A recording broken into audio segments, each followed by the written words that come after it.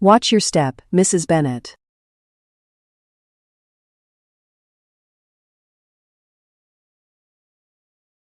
Mrs. Bennet, the snow is getting heavier. Let me go get an umbrella for you. Thank you, Nanny.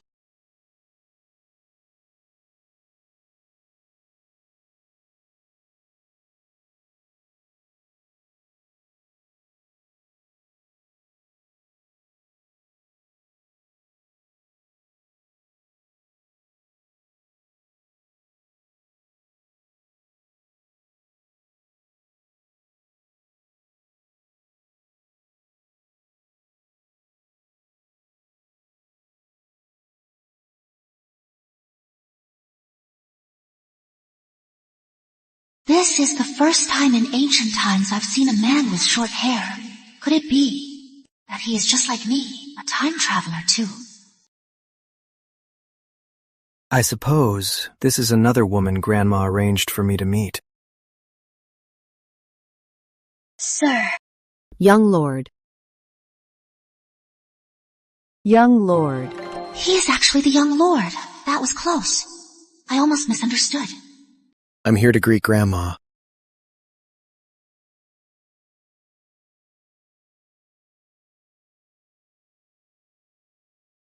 Dr. Bennet, I brought the umbrella. Do you need a carriage to go back? No need to trouble yourself. My husband will pick me up. All right.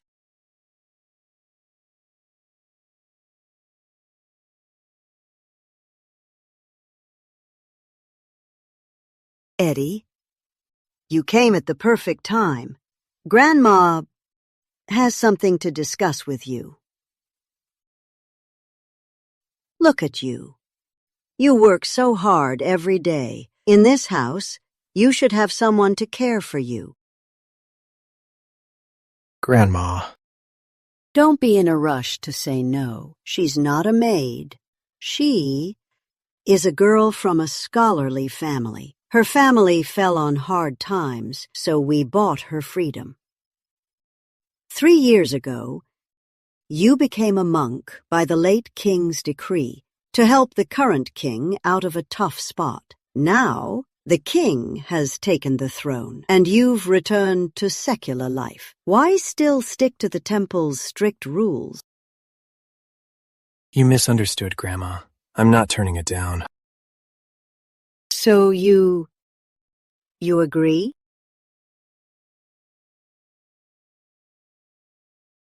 Since she's from an educated family, not as the main wife, would she even agree? Of course she is willing. I'll have them bring her in. Why don't you take a look? If you don't like her, Grandma will find you someone else you like.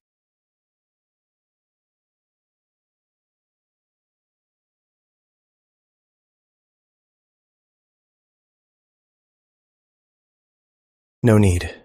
Let it be her. Grandma, I still have official duties. I'll take my leave now. All right.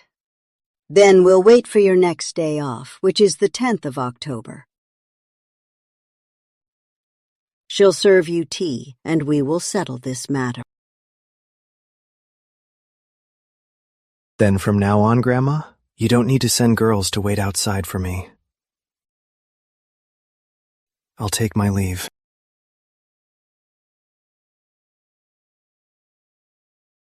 How very strange. Today, I didn't arrange any girl to meet him. Yet he agreed to it so quickly.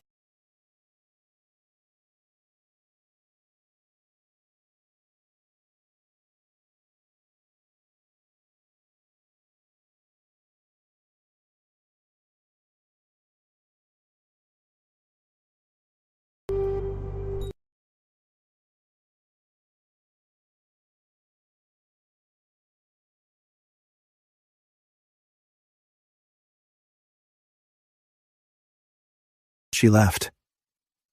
I still don't know her name. Oh well. When I see her in a few days, I can just ask her then.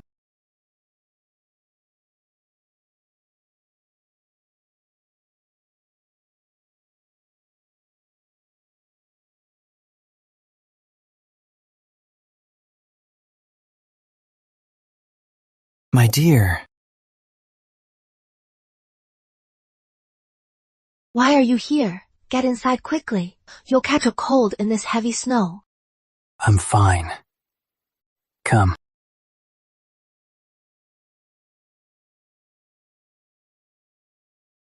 Hiya!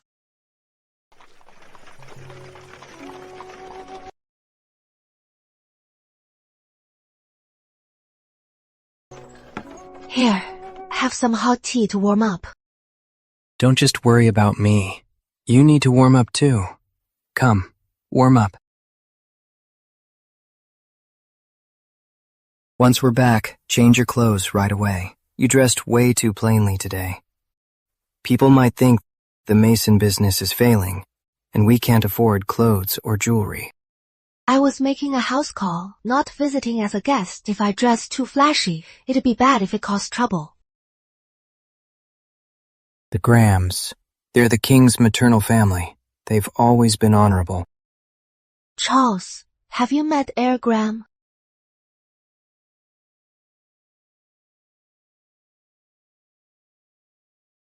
Did you see Deputy Minister Graham today? Deputy Minister? I heard he was a monk at Royal Abbey for years. When the king ascended the throne, he refused to serve in the court. Later, the king personally brought him back. He is the king's own cousin, after all. He was made Deputy Minister of Finance upon his return.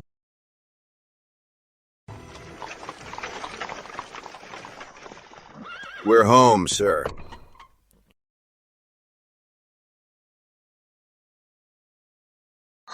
What is that? Nothing.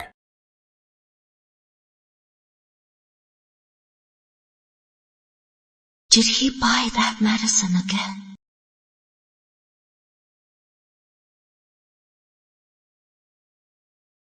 Let's go to bed.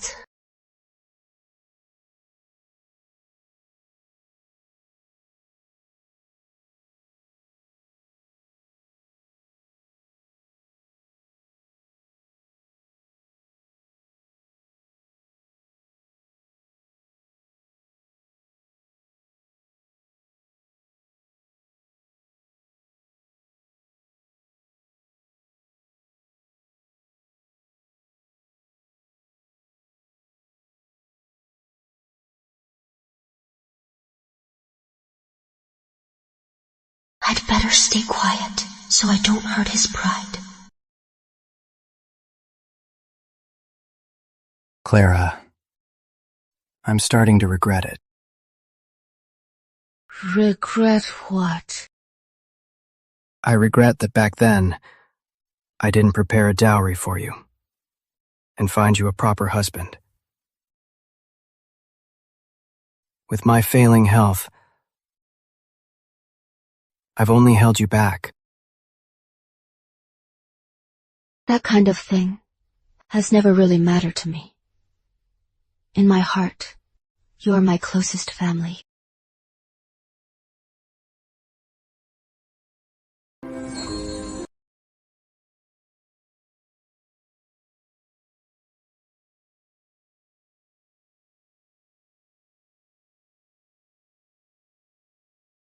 Get some rest after taking the medicine. Why fuss about it on such a cold day?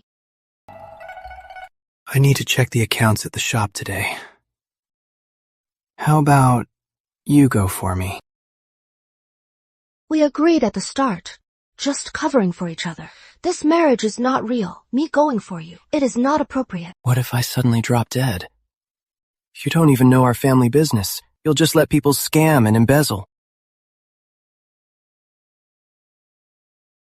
I've already told the managers. Seeing you is like seeing me. They'll cooperate with you. Okay. I'll go. Just get some rest.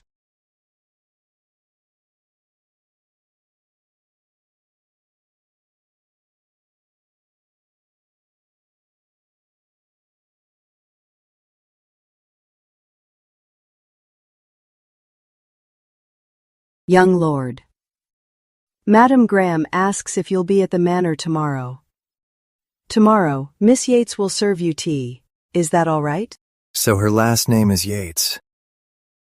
Head back to the manor. Tell grandmother I'll be back at 5 p.m. Have her come to my room. Yes. Madam Graham also said, though someone was sent to teach her, Miss Yates was raised in a scholarly family. She's quite shy, so she may not know much or be perfect. Please bear with her, young lord.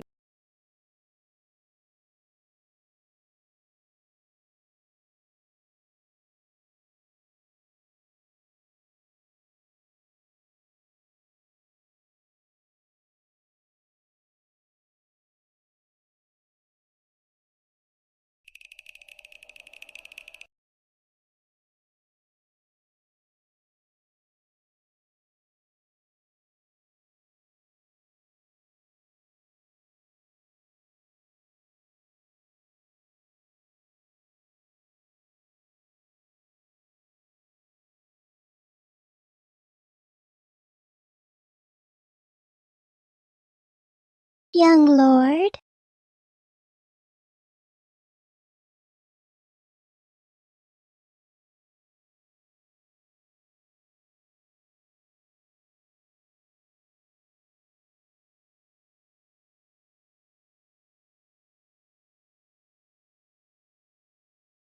It was just a brief encounter that day, yet I still dreamed of her. Good thing I'll get to see her tonight.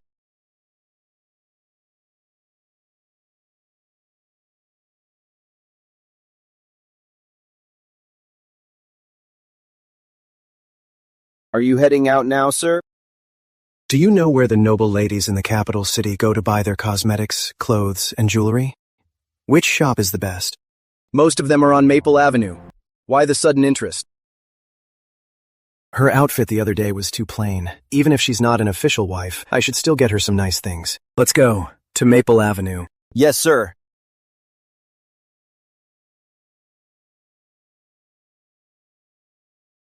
How about these two? Both of these hairpins are beautiful. Which one should I choose? The plum blossom one is better.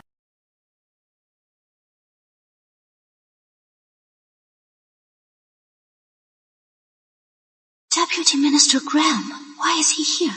Is he talking to me?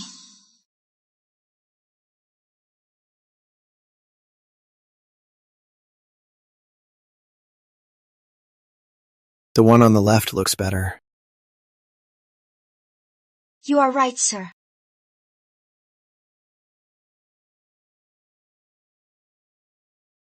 Well, Did I scare her away? I have no idea, sir. She stared right at me that day. Wasn't she quite bold?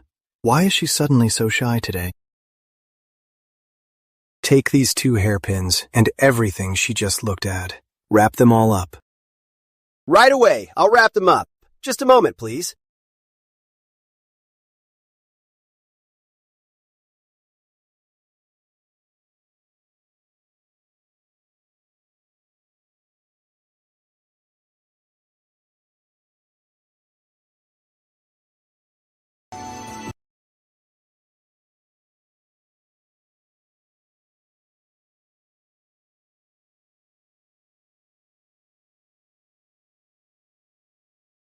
Young lord, shall I bring Miss Yates over now?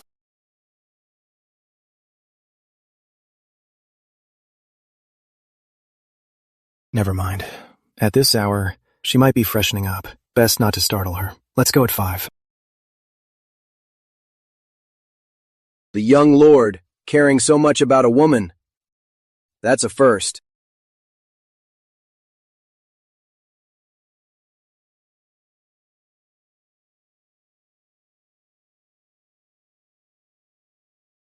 Young lord. Miss Yates is here. Bring her in quickly.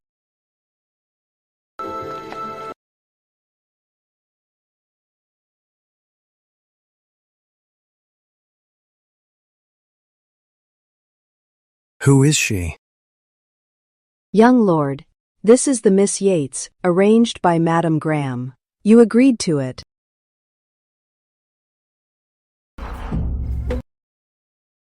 It's not her. What?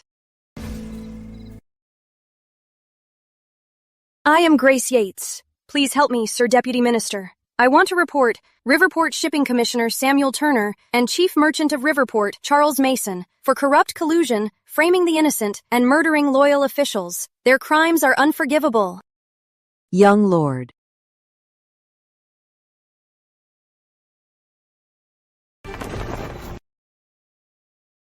What else do you have to say? Go on. Riverport Shipping Commissioner Samuel Turner and Chief Merchant of Riverport Charles Mason for corrupt collusion. Where is your proof? I have hard evidence. I need to see the king. I want to file a royal appeal. Please have mercy, sir. I must see the king. Once I see his majesty, I will present the evidence. The former salt inspector of Riverport, George Yates. Who is he to you? Yes, he is. My father didn't kill anyone, nor did he smuggle salt. They're the ones smuggling salt. He refused to join them, so he was deliberately framed by them instead. Please see the truth, sir. Guards. Sir, tie her up and send her to the slave market tomorrow. Yes, sir. Sir Graham, are you trying to cover for them? Are you afraid of them too? Your father was Riverport's salt inspector for only 2 years, but when his house was raided, 400,000 taels of silver were found. For such a treasonous and corrupt criminal, a slow death wouldn't be too harsh. Sentencing him to immediate execution was already an act of mercy. They aren't innocent either. I have solid proof. I have salt smuggler Martin Reed's collusion with Riverport's chief merchant, Charles Mason, recorded in a salt smuggling ledger.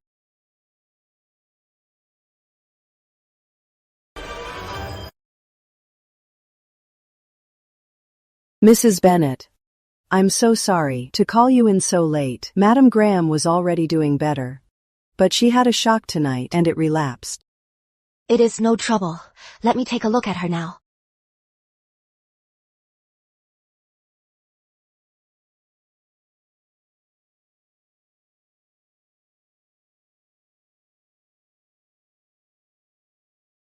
Could you tell me what triggered her shock? Was it from grief or joy? Otherwise, I can't prescribe medicine blindly. Madam Graham originally arranged a concubine for the young lord. The young lord agreed, but who knew Miss Yates was a criminal's daughter with ill intentions. Madam Graham got so furious that she fainted. I understand. I'll write a prescription right now. Thank you.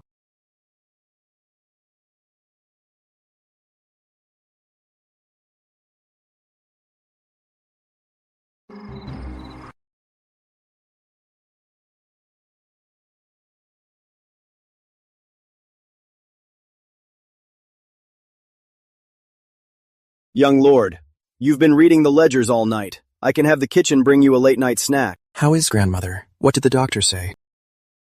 Mrs. Bennet said, Madam Graham was just overwhelmed by stress. As long as her fever breaks by morning, she'll be fine. Mrs. Bennet prescribed some medicine. After taking it, she fell asleep. Who is Mrs. Bennet? Where is she from? Why not an imperial doctor?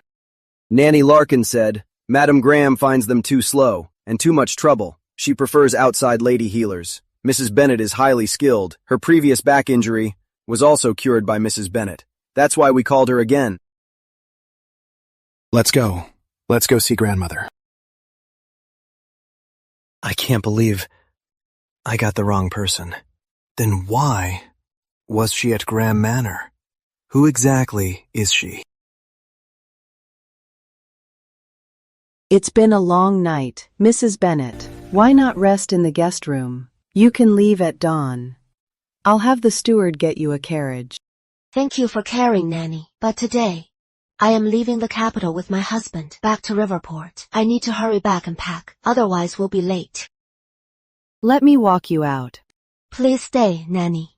You better stay and tend to Madam Graham. I can see myself out. It's her.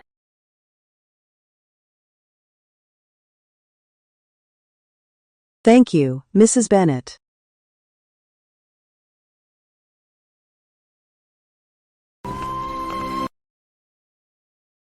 Young lord, are you here to see Madam Graham? Who was that woman? Just now? It was Mrs. Bennet who was treating Madam. So it was a lady healer. How is grandmother? Madam took her medicine, sweated a bit, and is already much better. Mrs. Bennet truly has years of experience. Her medical skills are superb. Sounds like an older woman. It couldn't be her. I'll go back first then. When grandmother wakes up, send someone to let me know. Yes.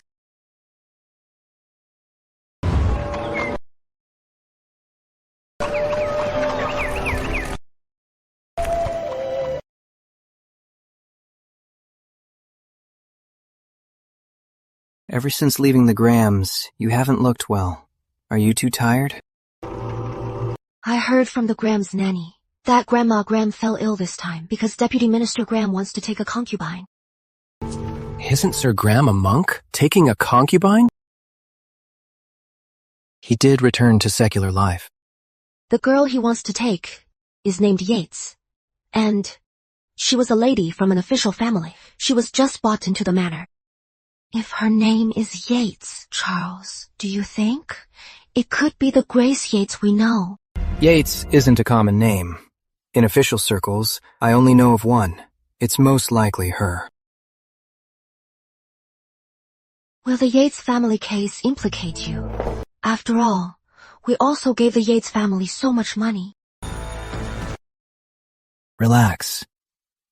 We aren't the only ones who gave him money. Anyone in Riverport involved with salt was asked for bribes by Mr. Yates. Besides, the Yates family case is already closed. Deputy Minister Graham presided over the case himself. It won't make any more waves.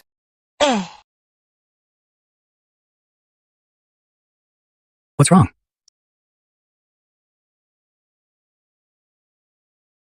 Master, up ahead at the intersection, an official's carriage is coming this way. The road's a bit narrow. We might easily collide. We're on the main road. It's likely some official heading to court. I'll go down and take a look. All right.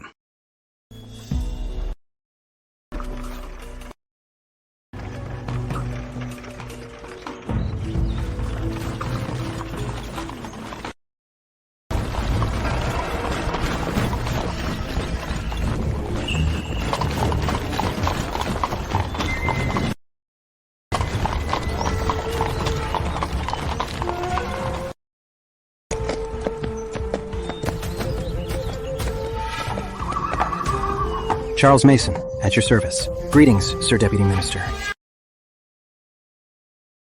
Grace Yates just accused him of cooking the books yesterday, and I run into him today. What a coincidence. Charles, it's freezing out here. What brings you here? Sir Deputy Minister, I am returning home today. I'm on my way to Eastport to catch a boat. Charles, what is going on? That voice. Why does it sound so much like her?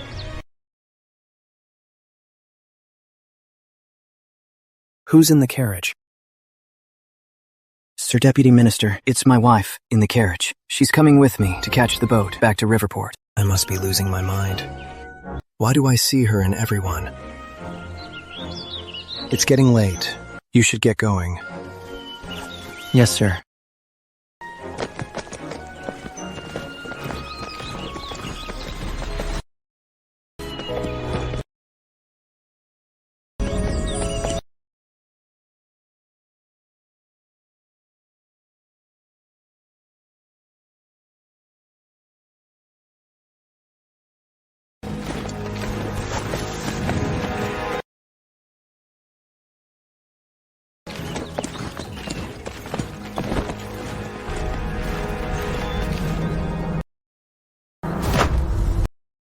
Another ledger. This is the third one already. The Riverport bureaucracy is a complete mess in every other way, but top-notch at cooking the books.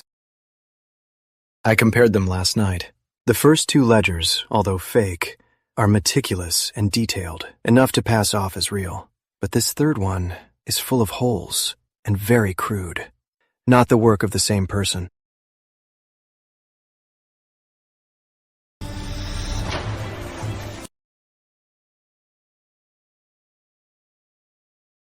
Cousin, go to Riverport personally. I grant you the authority to deploy troops and to execute before reporting. Arrest assault smuggler Martin Reed and thoroughly investigate all Riverport officials shielding him. Put an end to the corruption in Riverport.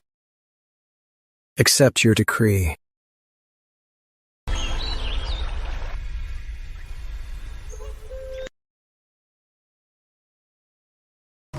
Sir, bad news.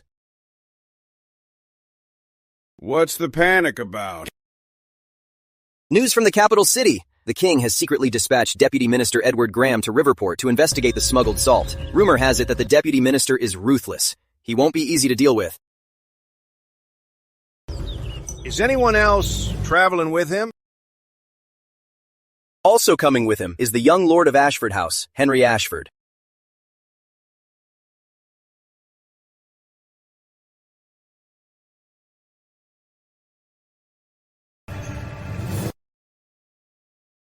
One is the king's cousin. The other is the queen's brother. Why did it have to be these two heavyweights? No matter what, we can't let Edward Graham find any evidence against us. Yes, sir. Come back!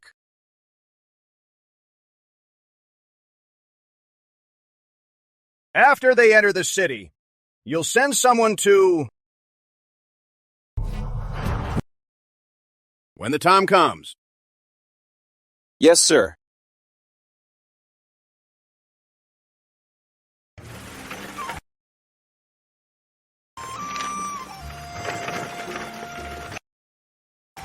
Cousin, the weather in Riverport is so nice. No matter how nice, you shouldn't be here. About you fleeing your wedding, His Majesty already knows. He ordered me to make sure you go back. Tomorrow morning, you will leave for the capital. Cousin, how can you bear to let me marry someone I don't love? In this world, how many can actually marry their true love? Disappointments happen 9 times out of 10. Cousin, judging by your tone, is there someone you want to marry but can't?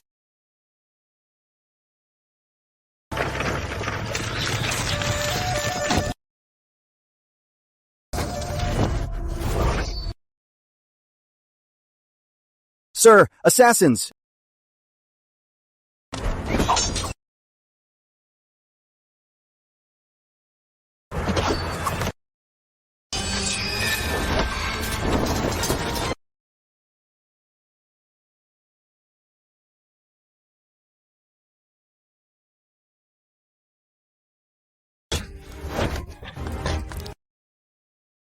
Cousin!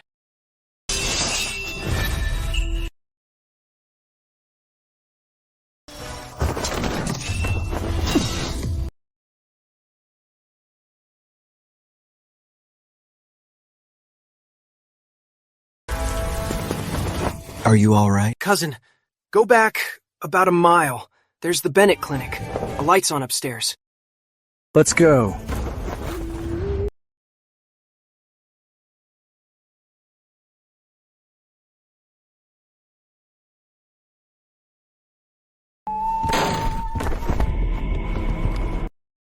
Nanny Fields? What happened?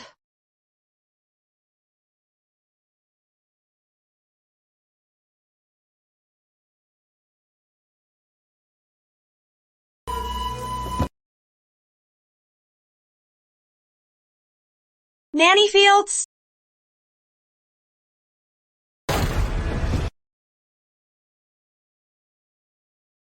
Sir, the money is in the chest. Just take it and leave. Please, don't hurt anyone.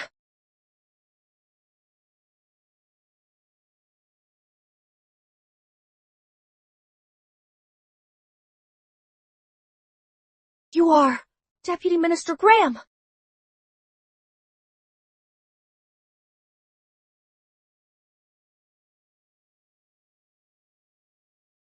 It is you, Deputy Minister Graham. It's her. Why are you here? Are you injured? This isn't a dream. Sorry, I thought a doctor lived here. I didn't expect it to be a ladies' room. It is fine. We met in the capital city. I remember you. This is a clinic. Is there a doctor? Someone is hurt. Yes, there is. That would be me. One moment. She's a doctor.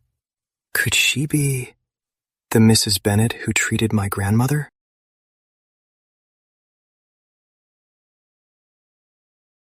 You're Mrs. Bennet? I am. Wipe it off. Where is the patient? Follow me.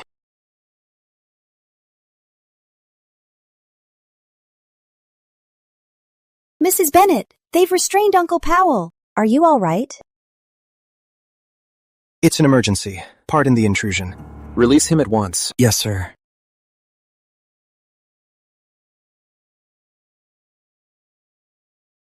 Nanny Fields, bring my medical kit. Right away. He has lost a lot of blood. We must stitch him up immediately. Otherwise, he'll bleed out. Do I have your consent to stitch him, Sir Graham? Are you absolutely certain? Not absolutely, but if I don't stitch, he will surely die. All right. You're in charge. Do whatever it takes. You may all leave. Let the doctor work. Yes, sir. Sir Graham. He might wake up midway. I need someone to hold him down. Preferably a strong man. I'll stay.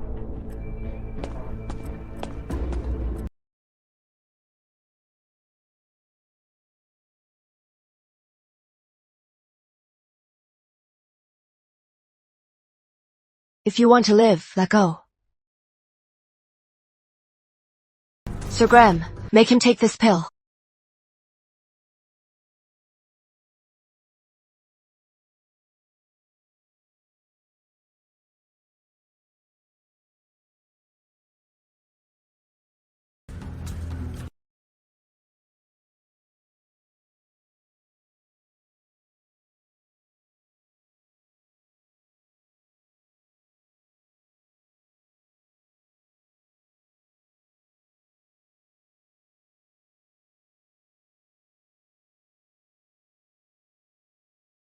Sir Graham, the bleeding has stopped. Next, you'll need a few people to watch him. I'll prescribe some medicine in a few days. By the way, if he gets a fever, let me know right away. All right. Thank you.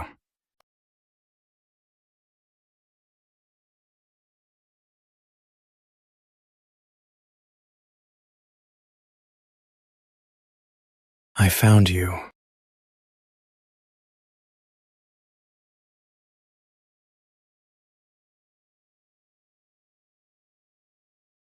Sir Graham. This treatise on all maladies, did you write it? Yes, it is a textbook for my students.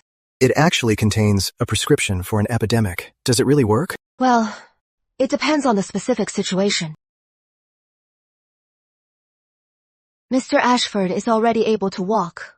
Do you want to see him, sir? I'm here for you. Paul Strong said these past few days, you charged 2 taels of silver. Is he here to complain about my charges? They're both Graham's. Why is Grandma Graham so generous, but Deputy Minister Graham so stingy?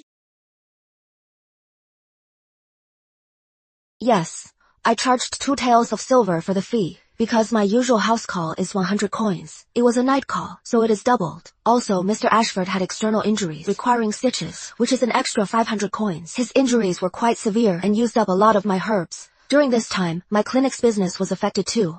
As for the exact details, I've already written a list and gave it to Mr. Strong. If you have any other questions, sir, you can come ask me again. Working so hard to save someone for just 2 taels of silver, running such a big clinic, and working all year round, you might not earn much at all. Mrs. Bennet, have you ever thought about a different life? Sir, what do you mean? This might be too forward, but about that night, I can take responsibility. As for my situation, you should already know. And regarding money, I won't treat you poorly. About what? Which night? Responsibility for what?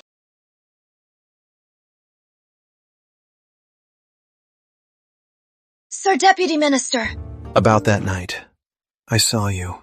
If you need me to take responsibility, I will. Did he see me in my nightgown that night and wants to take responsibility? He'd never marry me. Does he want me as a concubine? Please don't misunderstand, Mrs. Bennet. I know this is sudden, but I definitely didn't mean to offend you. If I did, please forgive me. Forget it. Why bother arguing with a man from this feudal society? I already have a husband. I don't need you to take responsibility, sir. You're married?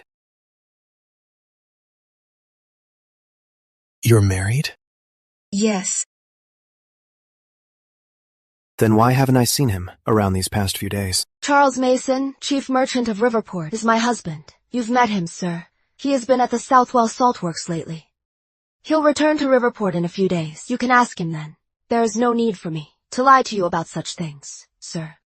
I see. I apologize for my presumption. I appreciate your kindness, sir, but there is truly no need to lower yourself for my sake. I still need to prepare medicine for Mr. Ashford. Please excuse me. Sir, is there anything else you wish to say?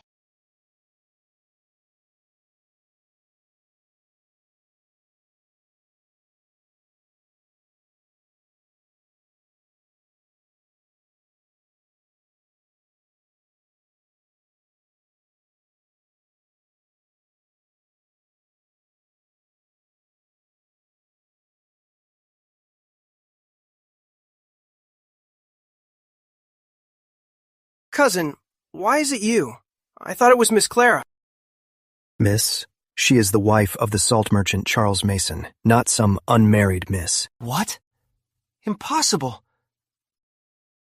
I actually didn't notice. Am I blind? Cousin, my heart is broken. My heart hurts so much. Yeah, she's always worn a married woman's hairstyle, and I never noticed. Aren't we just blind? Mr. Ashford, how is your wound healing? Does it still hurt? Yes. How come? I've already removed the stitches. Why does it still hurt? Let me see. Ouch! But not much. Just occasionally. Occasionally. It seems you are recovering quite well. The wound has scabbed over. No need to change the dressing anymore. Since that's the case, you should come back with me. Let's not hold up Miss Clara's business. All right. That is great. You two lords should get going. Miss Clara, I can't thank you enough for saving my life. If you ever run into any trouble, don't hesitate to find me. If I'm in Riverport, look for me at the Riverport Magistrate's office. If I'm back in the capital, look for me at Ashford House. I will definitely stand up for you. Understood. Thank you, young lord. Well then, please see yourselves out, my lords. I have work to do.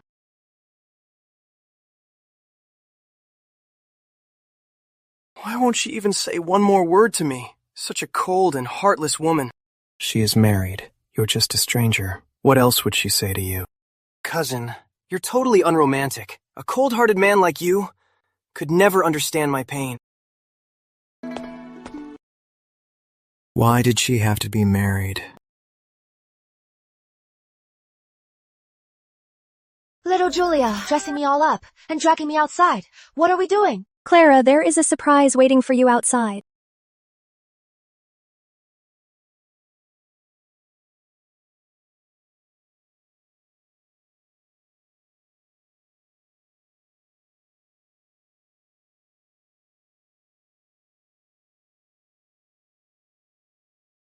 Why are you looking at me like that? Is it weird that I am so dressed up?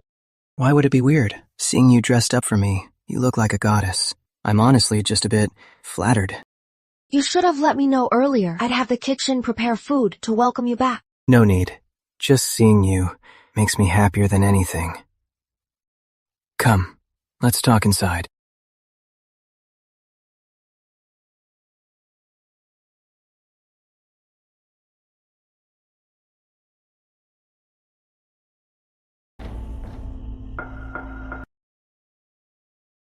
Interesting. A few days ago, Edward Graham stayed at the Bennett Clinic. Today, he's outside the Mason's door. Could it be he's got his eye on Charles Mason's wife? That Madam Mason? Sir, could you be mistaken? Deputy Minister Graham seems so upright. Why would he covet a married woman? Even a hero has a weakness for beauty. Over the past few days, he refused all the gold and jewels. I was just wondering what kind of method I should use to win over the deputy minister, but now I think I have a clue. Charles Mason is at least the chief merchant of Riverport. I heard he and his wife are very close. He definitely wouldn't just hand her over to someone else. Huh. He's just a merchant. I have 100 ways to destroy him. Does his willingness even matter? We still haven't figured out Deputy Minister Graham's style. If he values his reputation, it might just backfire on him. You have a point. Then find a woman who looks like Madam Mason. Send her over to test the waters.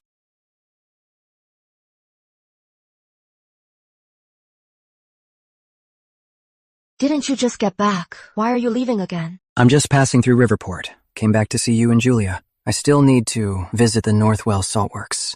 Right now, the official salt business is getting worse by the day. Even Southwell has a huge backlog of salt. Northwell's situation will only be worse. I have to go see for myself to know what's going on. Charles, as long as smuggled salt is 20 coins a pound and official salt is 60 coins a pound, smuggling can never be stopped. Please, don't take any risks. Yeah, I know. While I'm away, take good care of yourself. Madam Mason.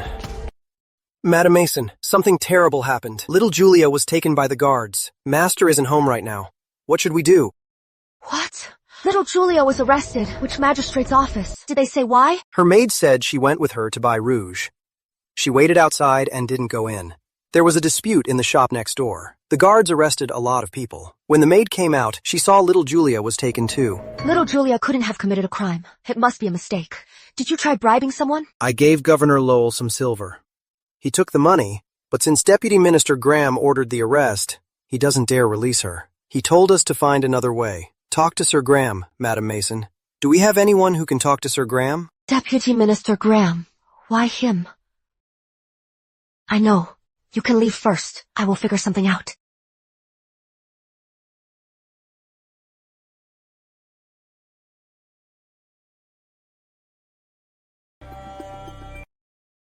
Mr. Lowell, my sister, little Julia, was really just out buying rouge.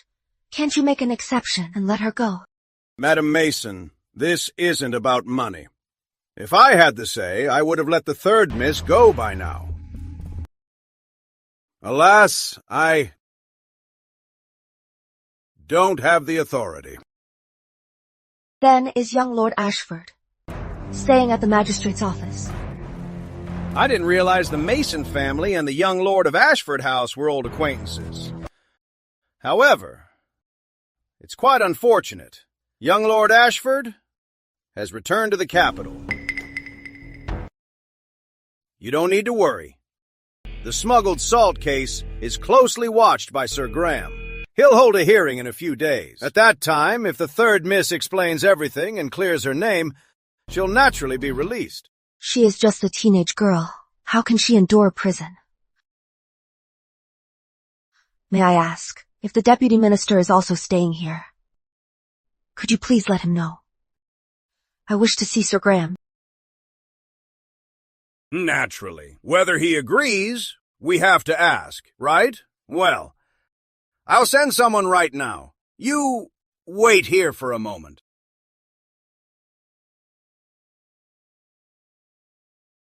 Men. Sir. Go to Sir Graham's quarters. Tell him Madam Mason wishes to see him. See if he will grant it. Yes, sir. Madam Mason, are you also an old acquaintance of Sir Deputy Minister? You must be joking, sir. Sir Graham's status is noble. This is not someone a commoner like me would dare to latch onto. Madam Mason, you're being modest. I heard you saved the young lord a few days ago. Your medical skills are miraculous. Perhaps it left a deep impression on Sir Deputy Minister. Governor Lowell, Mr. Strong has arrived. Mr. Strong, what brings you here in person? By order of Sir Deputy Minister, I'm here to pick up Mrs. Bennet.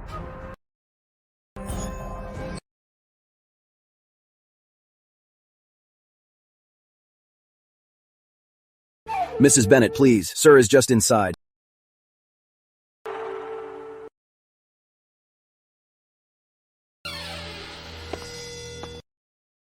Sir Graham.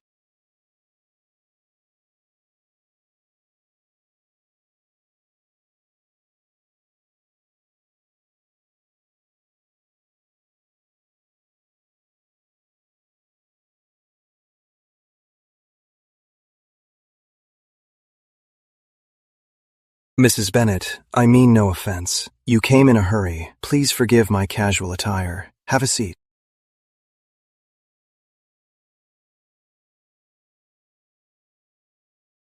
Apologies for interrupting your bath. Please forgive me, sir, but this is a real emergency.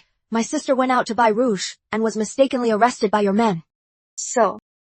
I hope you can look into this, sir. Could you please release my sister? You have a sister in your family, Mrs. Bennet? She is my husband's sister, my sister-in-law. Since she's Charles Mason's sister, why didn't he come himself? Why did he let you come and take the risk for him? It is not that Charles is being disrespectful. He went to the Northwell Salt Works a few days ago, so he isn't in Riverport. My sister-in-law is still an unmarried young lady. The prison is really no place for her. Have you ever thought, Mrs. Bennet, why as soon as Charles Mason left, this kind of thing happened right after, forcing you to come here? Sir, Charles is my husband. I know him. He is not the kind of man to play tricks. With your guarantee, Mrs. Bennet, I will naturally believe it. It's just that Mr. Lowell recently sent me a maid. She looks quite a bit like you. Why do you think that is, Mrs. Bennet? How could Mr. Lowell do such a thing? Will Sir Graham think I have ulterior motives?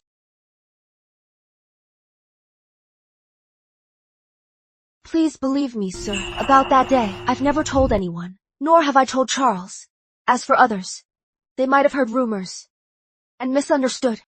Oh?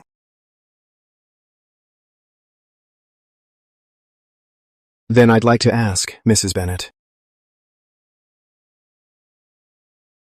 What did he misunderstand? He underestimated you, sir, and overestimated me. You are a noble and honorable man. I am just an ordinary woman.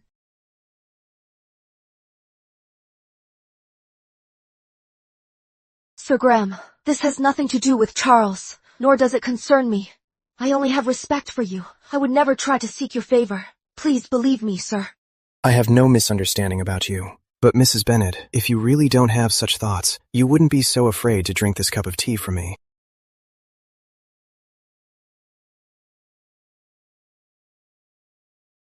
Your tea is excellent, sir. It is just that I've been worried about my sister-in-law, so I didn't have the mind for it. I overthought it. All right. I know about this now. Leave the rest to me. Paul? Sir. Escort Mrs. Bennet home. Also, tell Mr. Lowell to let her go. If he wants to ask anything else, tell him to ask me. Thank you, sir. When Charles returns, my husband and I will definitely come to thank you properly. This way, Mrs. Bennet. Mrs. Bennet. Is there anything else, sir? When you go out from now on, remember to bring more people with you. Especially while I'm still in Riverport City.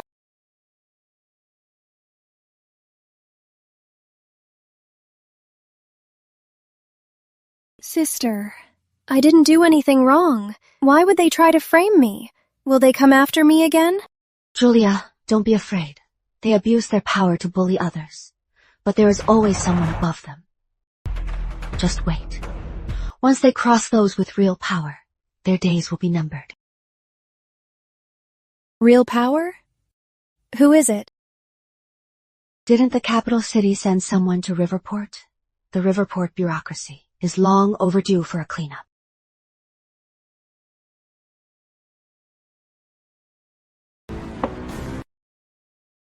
William Lowell, how dare you? My loyalty to you, Sir Deputy Minister. Heaven is my witness. You work day and night for the people. I just wanted to help you share some of your burdens. Oh? What kind of burdens?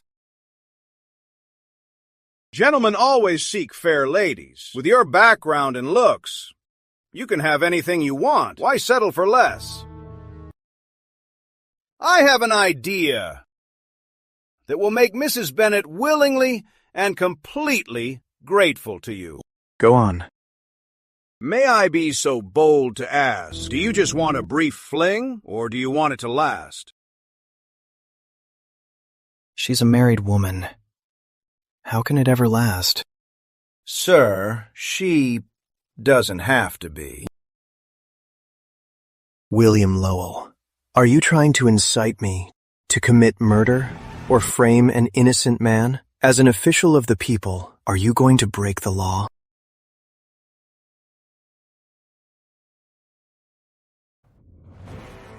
How could I let you dirty your hands or ruin your reputation? Among wealthy merchants, how many are actually clean? It wouldn't even be a frame-up. Charles Mason is definitely not innocent. Just look into him, and you'll find flaws everywhere. When the beauty is in distress, you step in to save her. There's no doubt she'll shed tears of gratitude and be devoted to you. Wouldn't that be a perfect romance? Governor Lowell's plan is indeed brilliant. But I wonder, Governor Lowell, what do you want from me? To ease your burdens, sir, is my duty.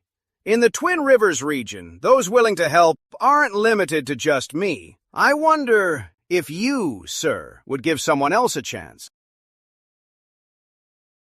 Is this someone else named Reed? If so, you've come to the wrong person. The king wants Martin Reed dead. I can't protect him.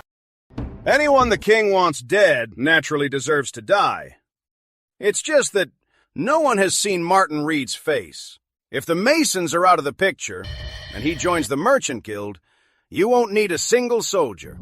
The salt smuggler, Martin Reed, will be gone. This year's salt tax will be secured, and you can give the king a flawless report. Plus, you'll get what you desire. Wouldn't that be killing 4 birds with 1 stone? The ultimate strategy. Thought of everything, haven't you? Seems you've had your eye on the Masons for a while. You may not know this, sir. Charles Mason is quite uncooperative. If we keep him around, I'm afraid he'll ruin your plans, sir. I see. I will carefully consider your proposal, Governor Lowell. You may leave now.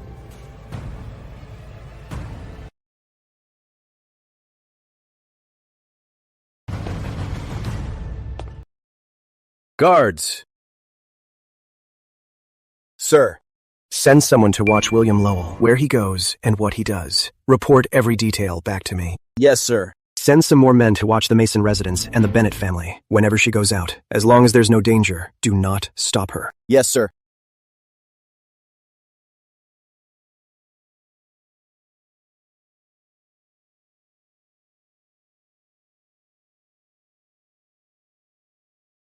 Young lord.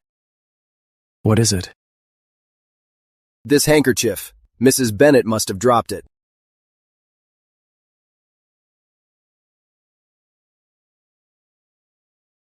Where did you find it?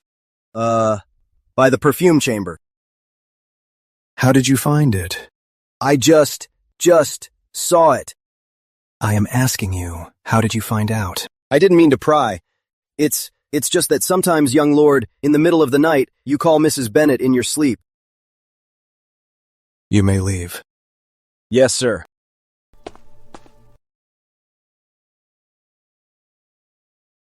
So my feelings for you are known to everyone.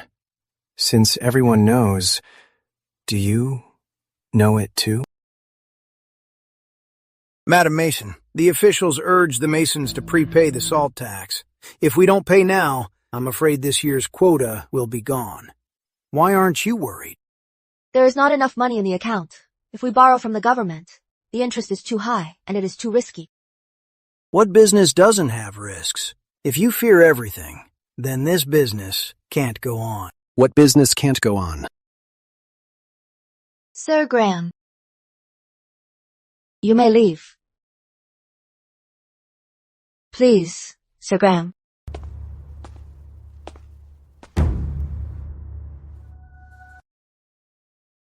That man just now, was he giving you trouble, Mrs. Bennet? He is one of our managers. In business, opinions often differ. We just had a brief argument. It is nothing serious. Are you here to see Charles, sir? Unfortunately, he hasn't returned yet. Once he gets back, I'll have him visit you as soon as possible. I extremely came here to see you.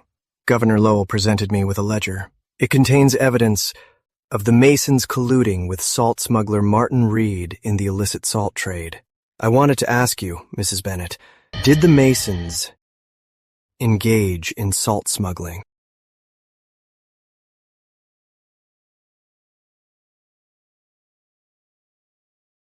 Smuggling salt is a deadly crime. The Masons would never dare.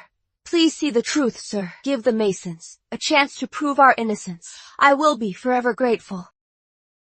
Oh? Tell me then, Mrs. Bennett, how will you thank me? You work so hard, sir. It must be tiring. In my home, we have a century-old wild ginseng. I wish to offer it to you. Your forever grateful is just this. Do I look like I need a ginseng root? Then, at my home, we have dozens of bolts of the finest silk brocades. They're perfect for making clothes for the ladies in your family. Would you accept them, sir? Then why don't you make yourself a nice dress? Is Charles Mason so cheap he won't even dress his wife well? I don't like dressing up. It is just who I am. You asked how I'd thank you, sir. And for a moment, I couldn't think of how to show my sincerity. But the salt smuggling. Mr. Lowell is framing us. Please see the truth, sir. Sir, in the future, if you ever need my help, no matter what it is, just say the word. I won't hesitate. No matter what. You'd better keep your word. From now on, please remember this, Mrs. Bennett. If I bring it up later, don't go back on it. Naturally. I haven't asked you, sir. How can the Masons prove their innocence? In any case, you need both witnesses and physical evidence. If I were Mr. Lowell, I'd cover all my bases. This ledger didn't just appear out of nowhere. He will surely produce a witness too. Tell me, who could it be? Could it be that the Masons have a mole? Sir, please let me look into it. Investigate, of course. I'll never wrong a good person, nor will I let a bad one go. Please go back and think carefully, Mrs. Bennett, about who this person might be. I'll ask you again tomorrow. Tomorrow. Will you be at the clinic or at home? Tomorrow at the Bennett Clinic. I will await your arrival, sir.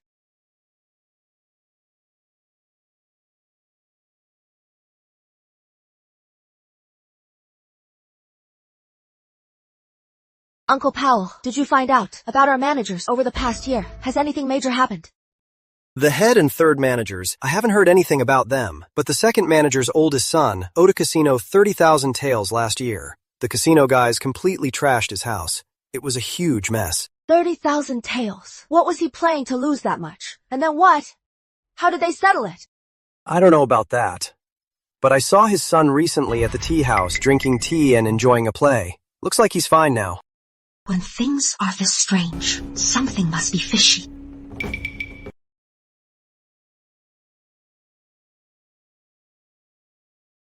Any pain in your abdomen? No. The other hand.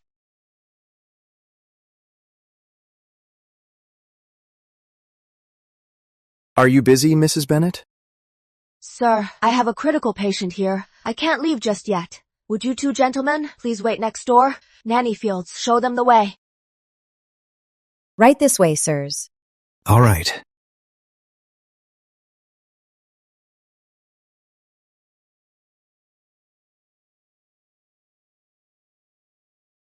Yesterday, Sir Graham had urgent business in Goldridge. Because of his appointment with you, he rushed back overnight. He hasn't slept for 2 days. Please keep in mind, you need to keep it brief. Let him get some rest. I understand. Thanks for the heads up, Mr. Strong.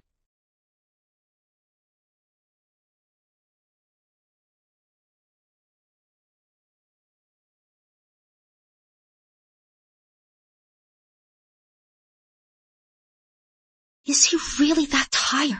He and I aren't close enough to share a bed, are we?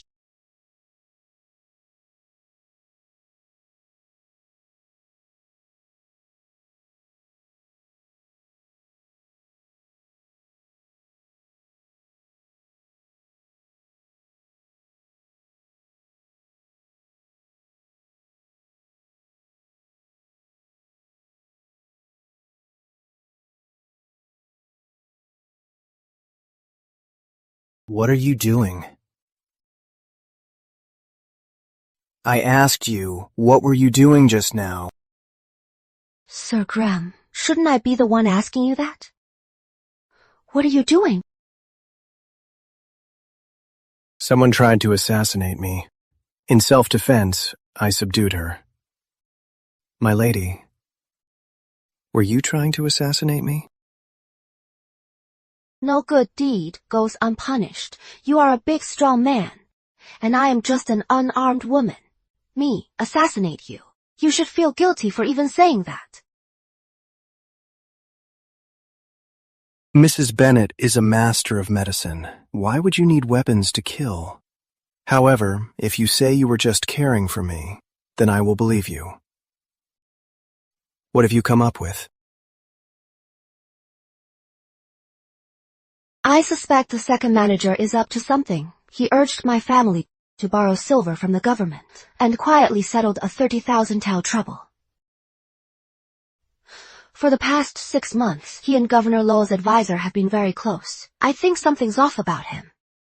I must trouble you, Sir Graham, to look into him thoroughly for me.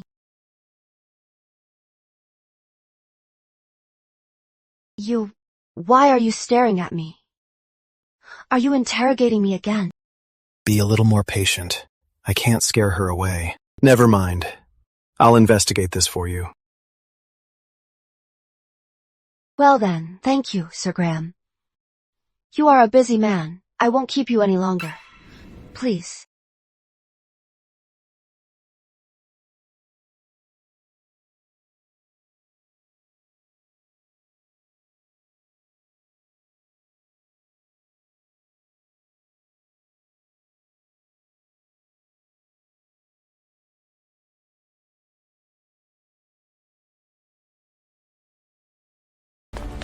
Madam Bennet, bad news. The second manager was arrested by the guards.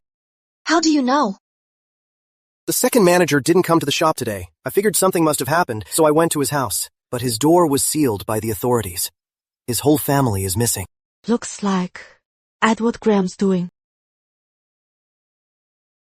Mrs. Bennet, Sir Graham requests your presence.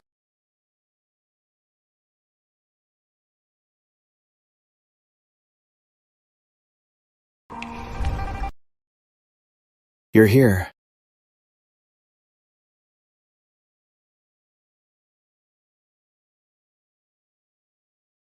Mrs. Bennet, you said the other day if I ever needed a favor, you wouldn't hesitate to help. Does that still count? Of course. Just tell me what you need, sir. Let's go. We'll talk after we eat. Then, after you finish eating, sir, I'll come back. Clara Bennet, would eating a meal with me kill you? Are your loyalty and respect just empty words? I was wrong. I am, of course, loyal to you, sir. So, are we going to eat now? No. Let's find a place first to sell you. All right. Whatever you say, sir. Don't be mad anymore, okay?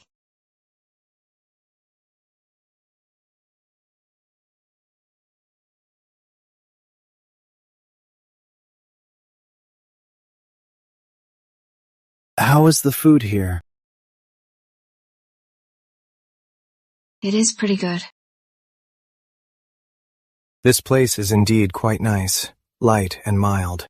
It brings out the ingredients' natural flavor. With the same recipe, food at the Riverport Magistrate's office always has a bitter taste. The office must be using government salt. It is not as pure as smuggled salt.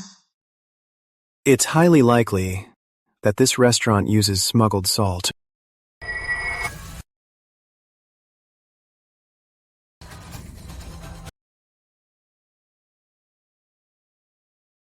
I can't really taste it.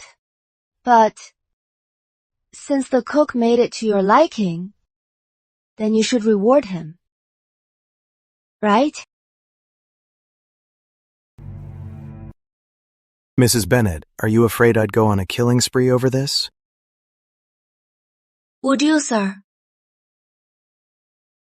It seems you don't really know me. To me, Salt is a matter of state, but more importantly, a people's need. To ban smuggled salt and protect the tax, we don't rely on killing the commoners who buy it. So, you can rest easy. Then, I guess I was being narrow-minded. Please forgive me, sir. Mrs. Bennet, we've known each other for a while. Calling me sir all the time is a bit too formal. From now on, in private, let's just use our names. Is that all right? You can call me Edward. I understand, Edward. Good. Now eat up. Let's not waste such good food.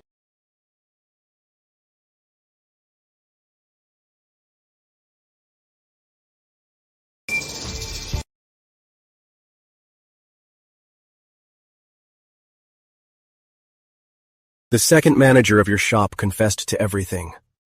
Mr. Lowell lured his son into massive gambling debts, threatened his family's lives, then stepped in to fix it. In return, he demanded him to forge a ledger and at the critical moment act as a witness. Why would Mr. Lowell target the Mason family? Martin Reed wanted to use the Mason family's ships to smuggle salt. Charles didn't tell you? Then once you, sir. Then once you, Edward, bring Martin Reed to justice, the Mason family will be cleared. You think I can catch him? Naturally. A mere bandit is a piece of cake for you. If it weren't for pulling out the government moles by their roots, the bandit would have been caught long ago. Then do you think smuggled salt can be stopped? I want the truth. If we only catch Martin Reed, no. As long as smuggled salt is much cheaper than official salt, it can never be stopped.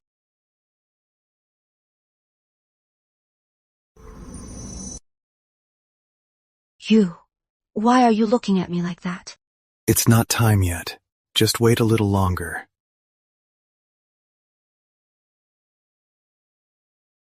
Edward, what is wrong?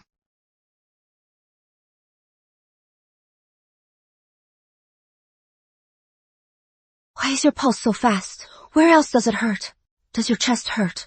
Are you dizzy or short of breath? Edward, can you hear me? I'm fine. I just need some rest. When did these symptoms start? I haven't been able to sleep at night lately, and I keep having dreams. It started last year, on October 9th. Insomnia is no small matter. Let me prescribe you some medicine to help you sleep, okay? Also, you need to get some good rest, staying awake for 2 days and a night to ride from Goldridge to Riverport. You can't do that anymore. Okay, thanks. We came out here to put on a show for Mr. Lowell. He must know we're together by now. Shouldn't we head back? All right. I'll walk you home.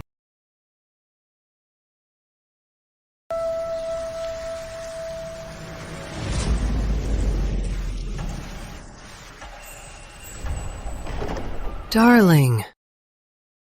Charles! You are back.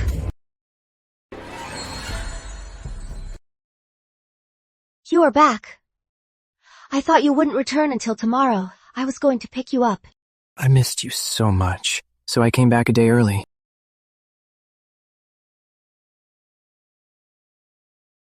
Sir Graham? Sir Graham. Clara Bennet. Good for you.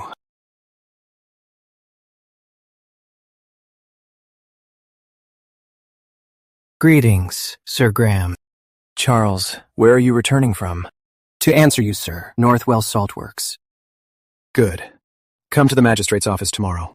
Tell me about it. Northwell Saltworks. What's the situation there now? Yes, sir. Then for today, I will take my leave now.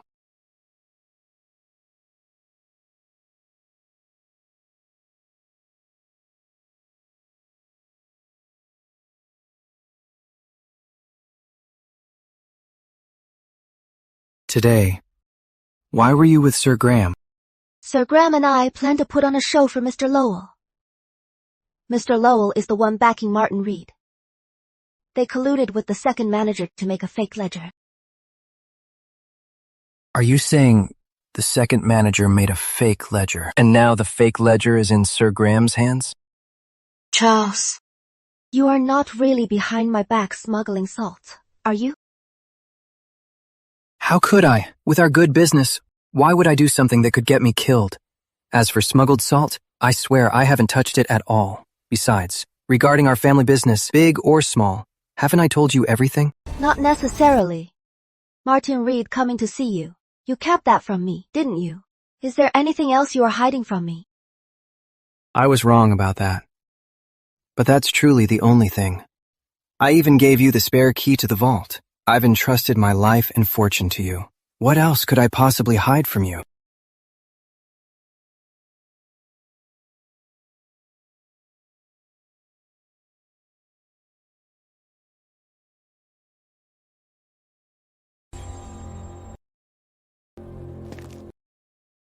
Sir. Sir, I'll confess. I'll tell you everything. You saw Charles Mason writing a ledger? What kind of ledger? When and where did he write it? Tell me the truth. If you lie to me, I'll take your life right now. Yes.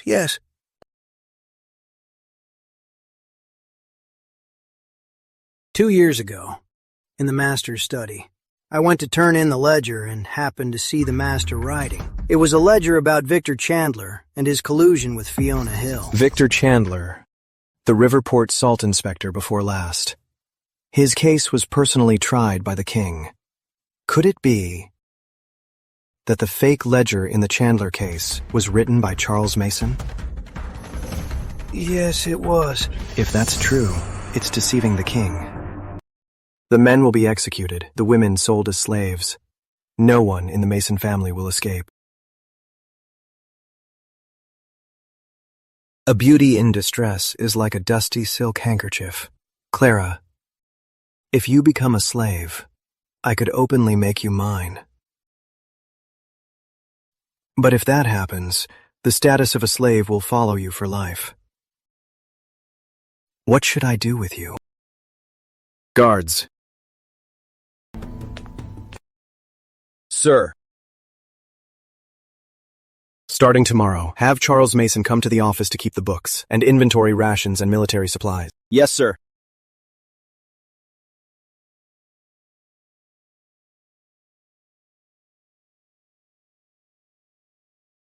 Mrs. Bennett, what brings...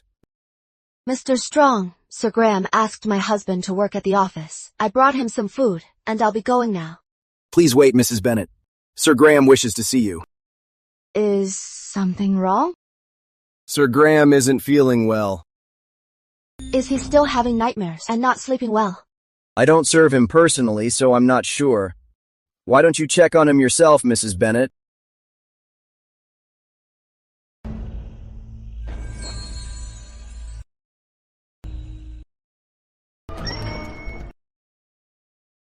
Clara, come in.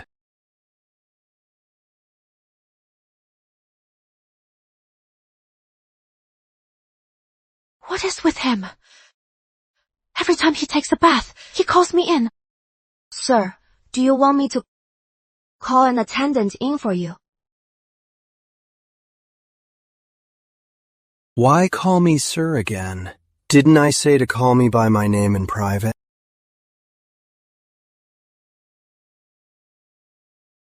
I was attacked yesterday, and my lower back hurts a lot.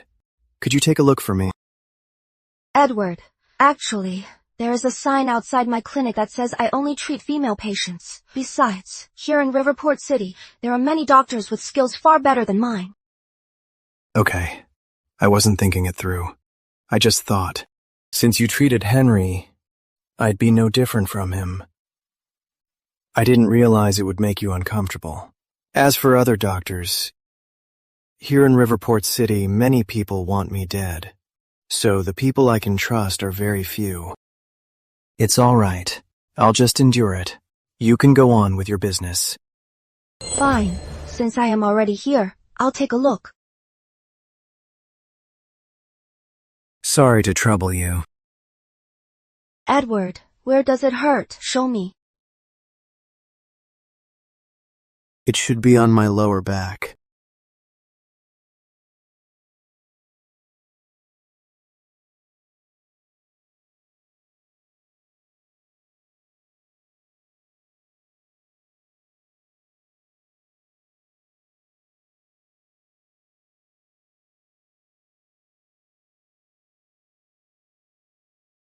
Edward, have you ever heard of hiding your illness? If it hurts, just say it hurts. Holding it in like this, how am I supposed to know where you are actually hurt? Right here.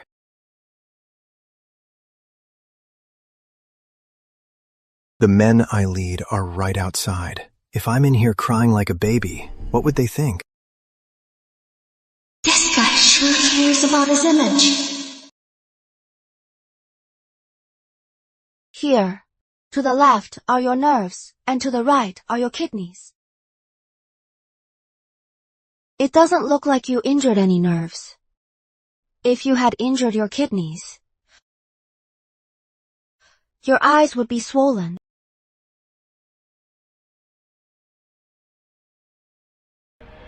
I don't see any swelling. Could it be your bones?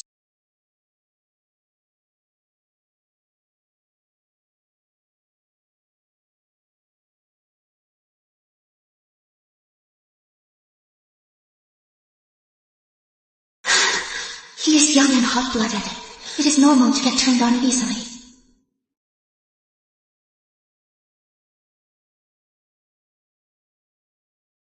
Sorry. Judging by your condition, it is likely just a surface injury. I'll prescribe you some medicine for the bruising. Take it and apply it for a few days, and you'll heal.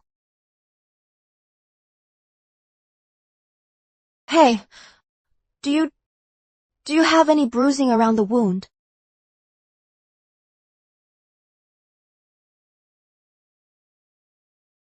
Clara, I can't see it myself. Could you please take another look for me? Oh, If it's too much trouble, I can call Paul to take a look. Sure, I'll call him for you, Paul.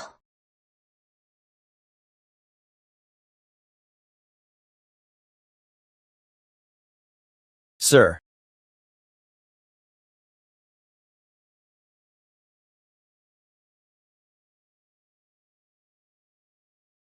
Judging from the fake ledgers Charles Mason made these past few days, his skills are truly extraordinary.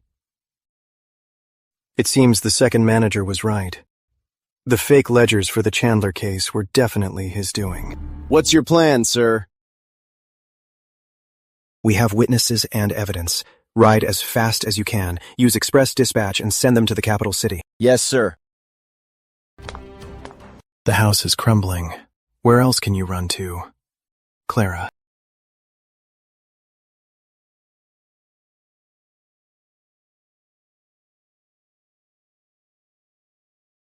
Master, madam, there's news from outside. They say Martin Reed was captured by Sir Graham's men. He was beheaded on the spot. The other bandits were also publicly executed. Martin Reed occupied the Twin Rivers region for 2 whole years. Yet Sir Graham somehow quietly killed him and his gang. What a ruthless move. No one heard a thing beforehand. It seems Mr. Lowell was also kept in the dark. This is the invitation sent by the runners today. They say in 3 days, Sir Graham is hosting a celebration banquet. He invited Master and Madam to attend. Strange.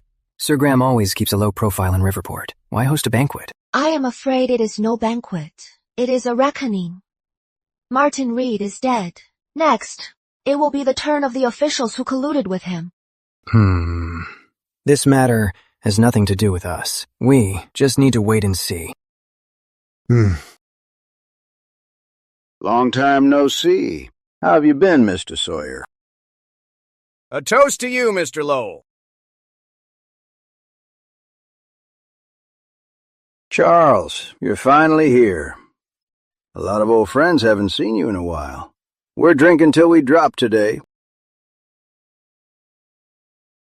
It's fine. I'll just sit with Madam Mason. By the way, madam, my wife talks about you all the time. You two can sit and catch up. Let's have a good drink, my dear. Charles, this way, please. After you.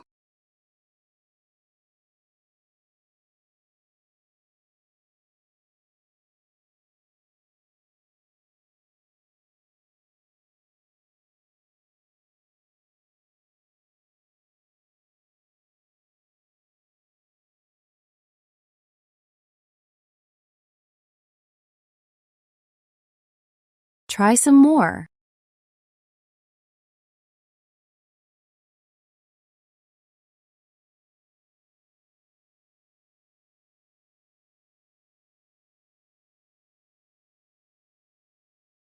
How can there be such good wine? I wonder where Sir Graham got it. Why aren't you drinking? I am not a good drinker. It won't be good if I get drunk. This is fruit wine. Drink as much as you want. You won't get drunk. Come.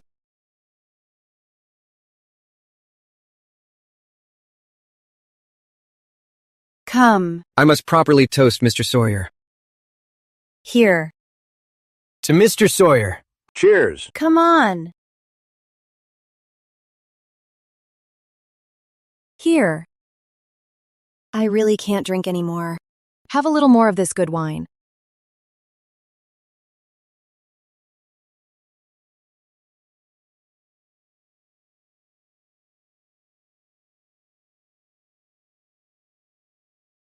Why are you so sleepy? Can you really get drunk on fruit wine? Maybe it is, because I skipped my afternoon nap. I am just feeling sleepy now. How about I go with you to rest for a bit?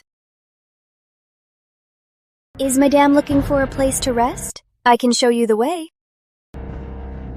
Cheers. Should I go with you? Please, stay here. I'll just lie down for a bit. Don't let me keep you from your drink. All right then. I'll be waiting.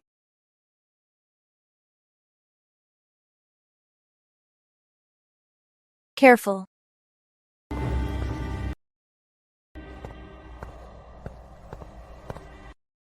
Move in. Yes, sir. Come on. Let's drink! Nobody move! Stop! Stop! Don't move!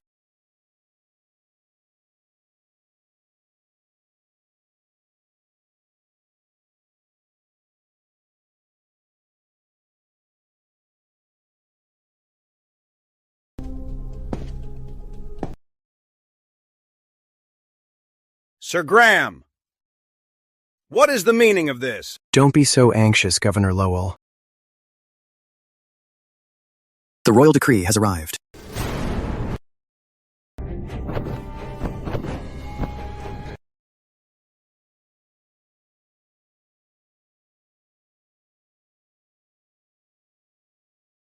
By the mandate of heaven, the king decrees, Governor William Lowell of Riverport colluded with multiple officials to smuggle salt and amass illegal wealth. Failing the royal grace is unforgivable. He is stripped of his title immediately. Deputy Minister Graham is ordered to escort the suspects and their families to the capital. Respect this decree. Edward Graham, you forged the royal decree. I won't fall for your trick. Arrest him. Yes, sir. I dare anyone to touch me.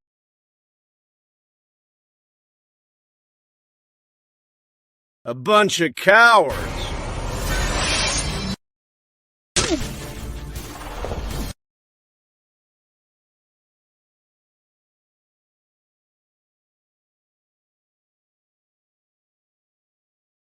Anyone who defies the decree will be killed on the spot. Does anyone else want a taste of my sword? Sir Graham, the royal guard is on duty. Please make way. Be my guest. Why are the royal guards here?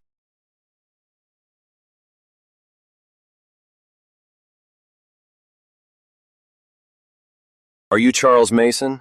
Yes, I am. May I ask, sir, What crime I have committed? Mr. Mason, you are guilty of deceiving the king. Will you walk quietly, or should we drag you away? Sir, isn't there a mistake? I am a law-abiding citizen. How could I deceive the king? Take him away. Sir! Let me go! Sir!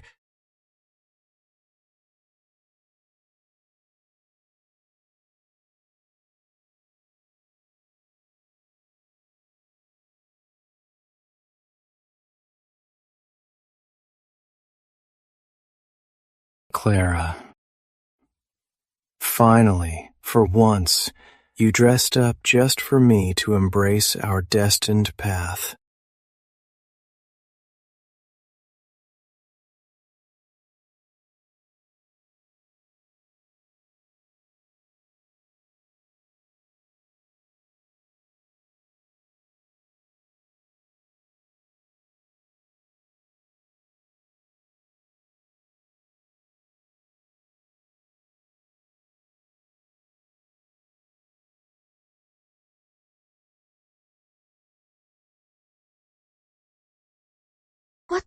What is going on?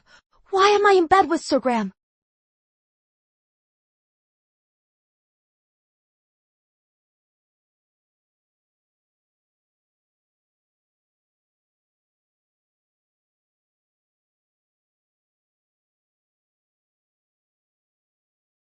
Where are my shoes? Probably in the side hall. Last night, I carried you here. You had no shoes on. The floor is cold. Come sit here. I'll have Nanny find them later. Thank you for the offer, sir. I won't trouble you. I can go myself. Clara, I suggest you don't go out right now. The Royal Guard might still be looking for you. Sir, I don't understand. Why would the Royal Guard look for me? Last night, Charles Mason was taken away. The Royal Guard acts on a royal decree, so I wasn't sure if their orders were to only take him or his family as well. So I had to put you in the safest place possible, which is right here. Charles Mason was taken away by the Royal Guard. Why did they take him?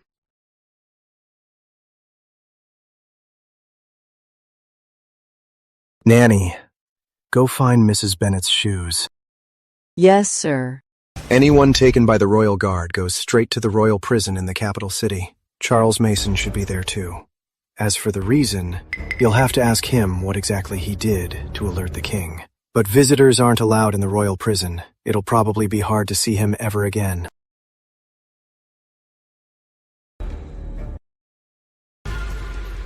Did you just say the Royal Guard will arrest his family? If his crimes are proven, then that is inevitable.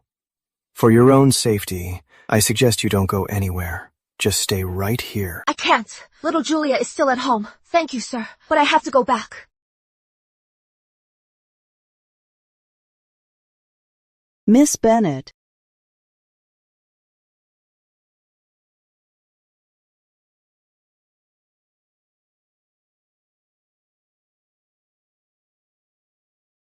Clara, come here.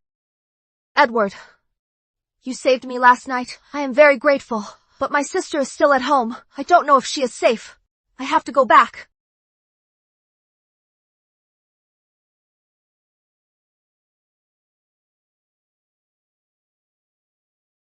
At least put your shoes on.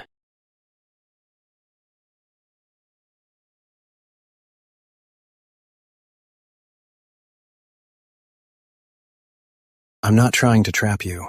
It's just that right now, the Royal Guard is likely at the Mason family, waiting for you to return, waiting for you to walk into their trap. Let me send someone to check on the Mason family for you. I know you are looking out for me. I am very grateful, really. But I have to go back. I need to see it for myself. All right. Since your mind is made up, I respect your decision. I've finished my business here in Riverport. My boat leaves at 9:45. I'm heading back to the capital city. Please take care. If you need anything, you can come to me.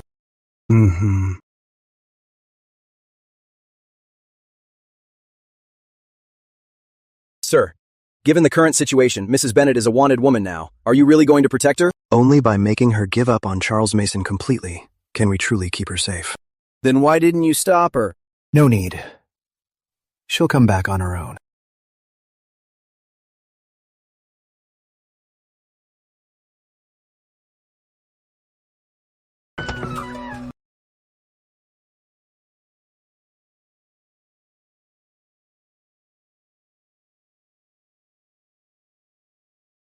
Clara, what are you still doing out on the streets? You need to go hide, right now. Mr. and Mrs. Sawyer, I just came here to ask, what exactly happened last night? Do you know where Charles went? The banquet last night was terrifying. Mr. Lowell is the governor of Riverport. But Sir Graham still ran him through with a sword. And Charles, he was taken away by the Royal Guard.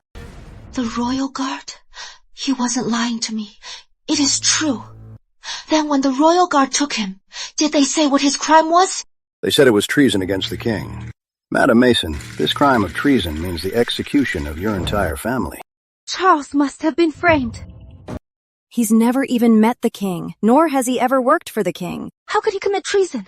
No, I must go to the capital city. I need to see Charles in the royal prison. Oh, no, you can't. You have a death wish? The royal prison is the Royal Guard's turf. Commander Simon Hale is a cold-blooded killer. If you show up in front of him, he won't let you off easy. Mr. Sawyer, do you know who Commander Hale is actually close with? I want to find a middleman who can speak for me, to see if we can get through to Mr. Hale. Isn't there someone right here in Riverport? Mr. Hale and Sir Graham both served as study companions to the king. With that connection, they must be much closer than most. Why don't you go ask Sir Graham for help?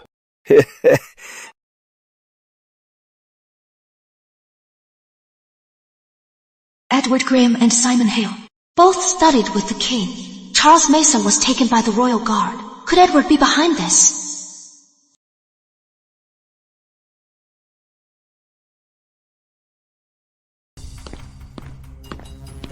Clara, you're finally back. I was so scared.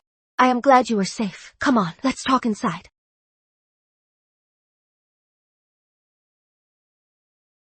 Little Julia, you've probably heard by now. Your brother is in trouble. I am going to the capital city to find him. Clara, I want to go with you. The royal prison is no place for you. I'll have Uncle Powell find a safe place to hide you. I'll come get you when we're back. I don't want to hide. Let them come and arrest me. I'll go to jail with my brother. Julia. I don't care. I'm going with you. How about this? My trip to the capital will cost a lot of money. The properties we have there simply won't be enough. I need you to stay in Riverport and manage the Mason business. Can you do that? Okay. Then remember, don't borrow money from the authorities. Anyone who tells you to do that is an enemy. If you are unsure about anything, go to Mr. Sawyer. See how he handles things and ask for his advice. I'll be taking a boat shortly. I am leaving the family in your hands. Clara, promise me you and my brother will be safe. Remember, take care of yourself. I'll bring your brother back safely. I have to go. I'll be here waiting for you both.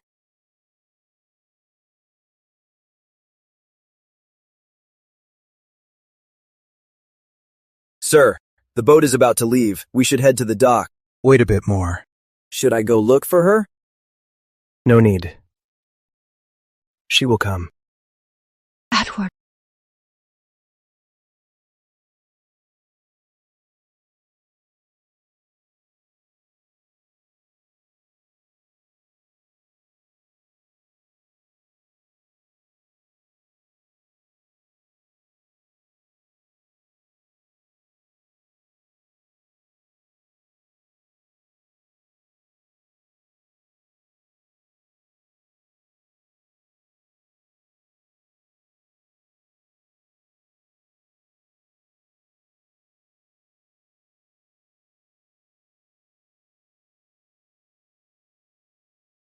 If you didn't want it, why didn't you resist?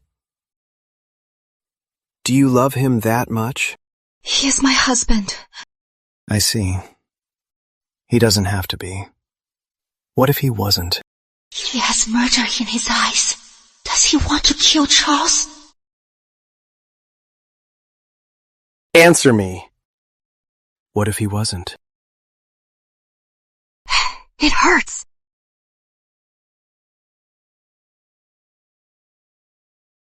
How did this happen? I ran too fast and fell. To save him. Were you in that much of a hurry? I'll get the medicine. Yes, sir. I told you. Call me by my name. Don't call me sir. Yes, Edward. Don't say yes. Say okay. Okay, Edward. I get it.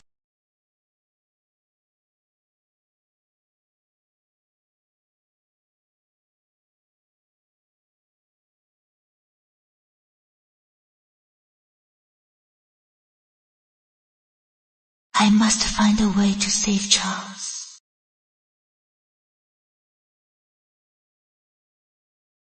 Clara, you don't have to do this. Seeing you like this only makes my heart ache more.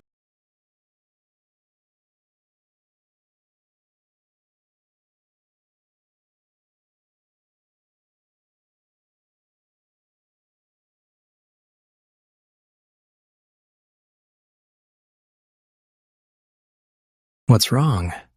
Not used to someone else? Edward, you are pressing on my wound. Could you be a little gentler? I'm sorry. Rest and heal first.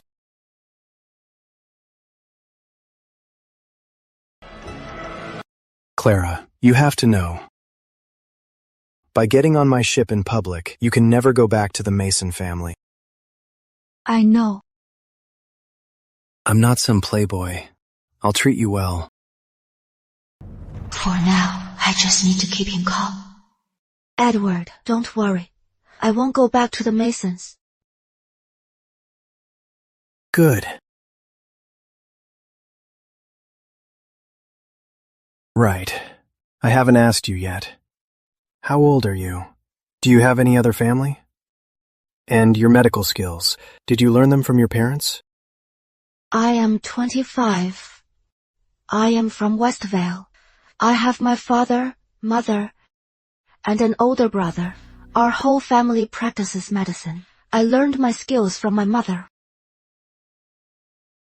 Westvale is thousands of miles from Riverport. If you want to see them, I'm afraid it'll be difficult. Do you miss them? It is more than difficult. I'll never see them again in this lifetime. Of course I do. I can vouch for your father and recommend him for an 8th rank royal doctor position. When the time comes, you can see them whenever you want.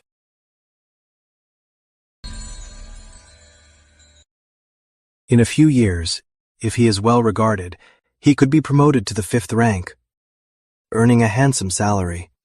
Then he could even request a royal title for your mother, securing glory for generations. What do you think? That is a nice promise. Too bad my parents are in modern times. It is useless. Edward, I am so grateful you are thinking of me. But my second cousin is in trouble. I can't face my parents. So let's not bring them over just yet. Second cousin?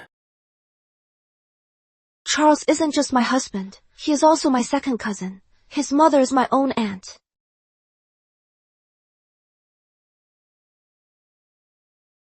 Clara Bennett, if you dare make up such lies to deceive me, you know the consequences. Edward, every word I said is true. If he weren't my blood relative, why would I risk myself like this?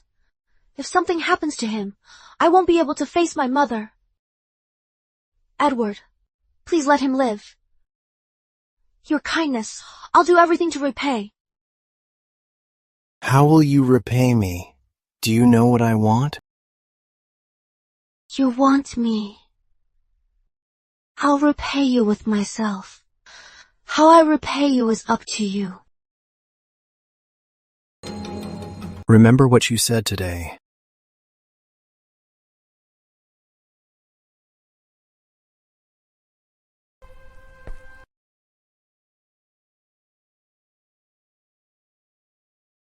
Write down your parents' address in Westvale for me.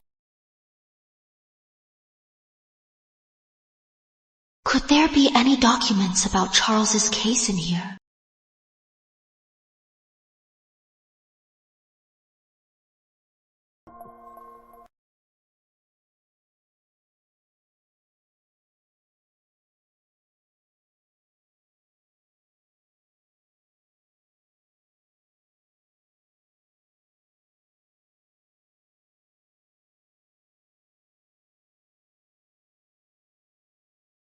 Guards. Sir. Send someone to the nearest dock to head for Westvale. Find Mrs. Bennett's family, bring them to the capital city, and settle them in well. Yes, sir. Good thing Westvale is far away. A round trip takes at least half a year. I need to use this time to save Charles. Clara, I don't want you living in fear every day, but there are some things I need to make clear up front. I don't want to play games with you, but you better not try to trick me either. As for your father's job, since I've promised you, I will see it done. If Charles Mason is truly your cousin, I can't promise anything else, but I will guarantee his life. But you must promise me no more contact with him from now on. Whether it's family ties or anything else, it's not allowed. Okay, I promise you. I swear I'll cut all ties with him. I promised you that I'd repay you and get along with you. I can do all of that.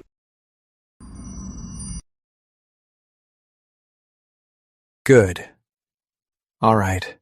I still have some work to attend to. Why don't you head back to your room and rest? Can I stay and keep you company? You want to stay with me? Yeah. I promised you that I'd get along with you. I want to spend more time with you and get used to it. She's sweet-talking me again. But so what? Okay, then stay.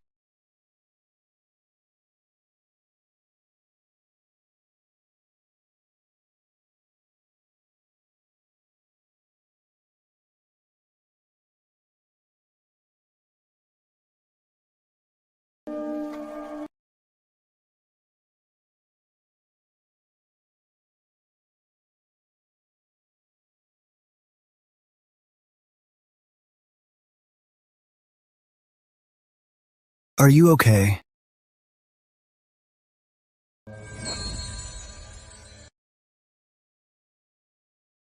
Clara, your injury, when will it heal? When will my injury heal? I am not entirely sure either. All right. I'll wait for you. But I don't have that much patience. Okay. If you get bored, go find a book on the shelf. Mm-hmm.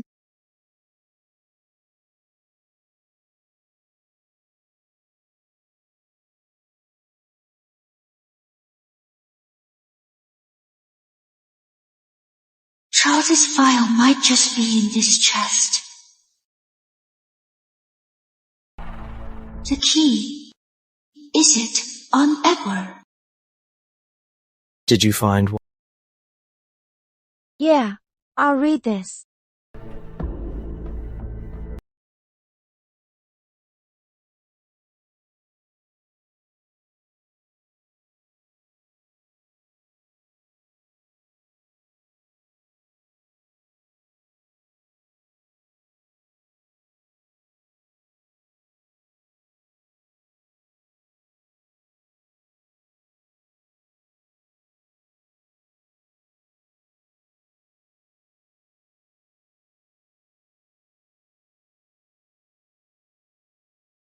Sir, I have something to report. Let's talk outside.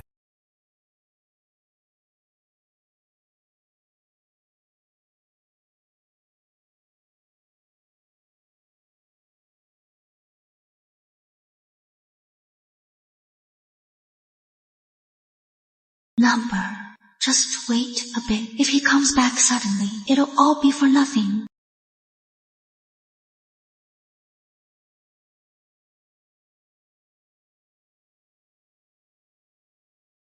Reading scriptures with so little devotion, aren't you afraid of offending the Buddha?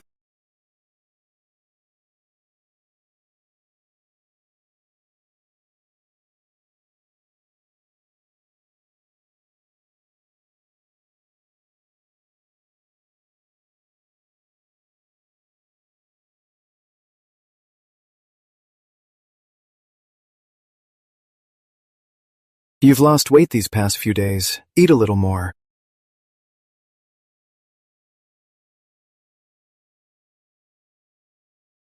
Here.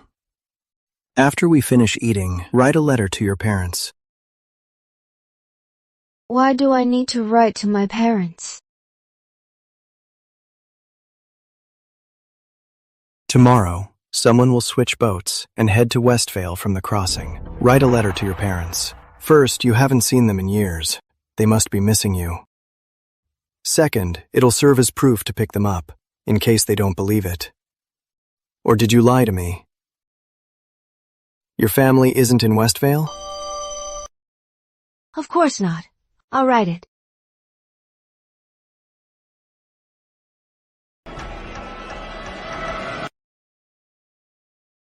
To my dearest parents, it has been years since we last met.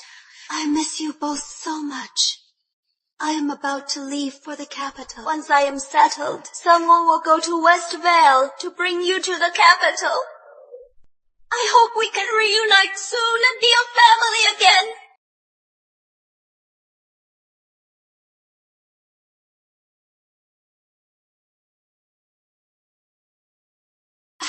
I think so too. Look.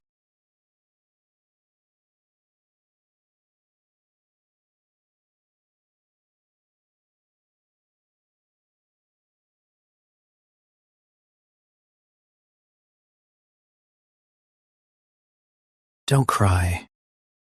You'll see them in a few days, right? I won't see them. I'll never see them again. You jerk. Why did you fall for someone else's wife? You have no morals. Bringing my parents here, what is it for? Are you just going to use them to threaten me? And these books of yours, not a single one is something I like. They're terrible. You push me like this every day.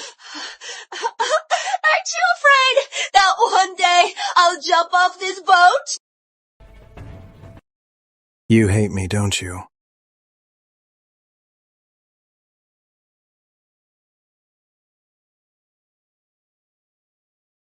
Clara, remember this. Everything only matters if you're alive. If you die, nothing matters. So, please stay alive, so you can keep hating me.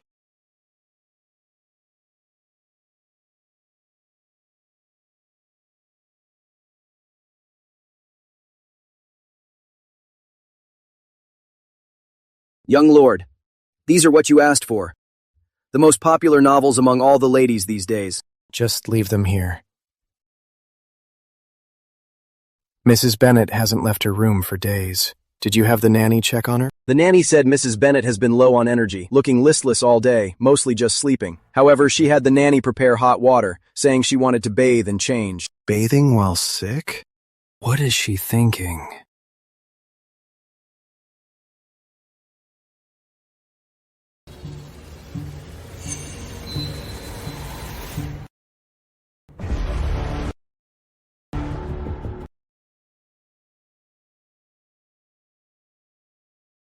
Clara.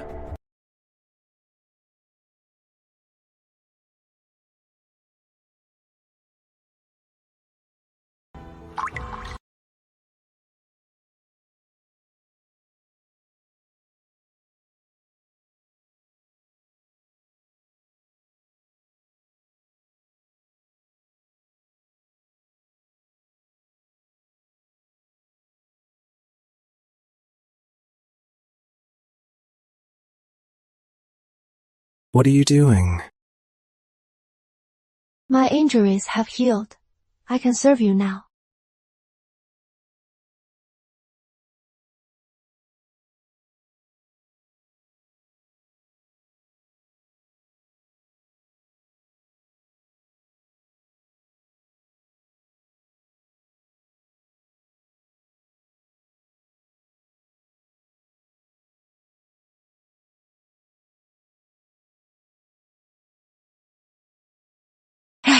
It is the key. I found it.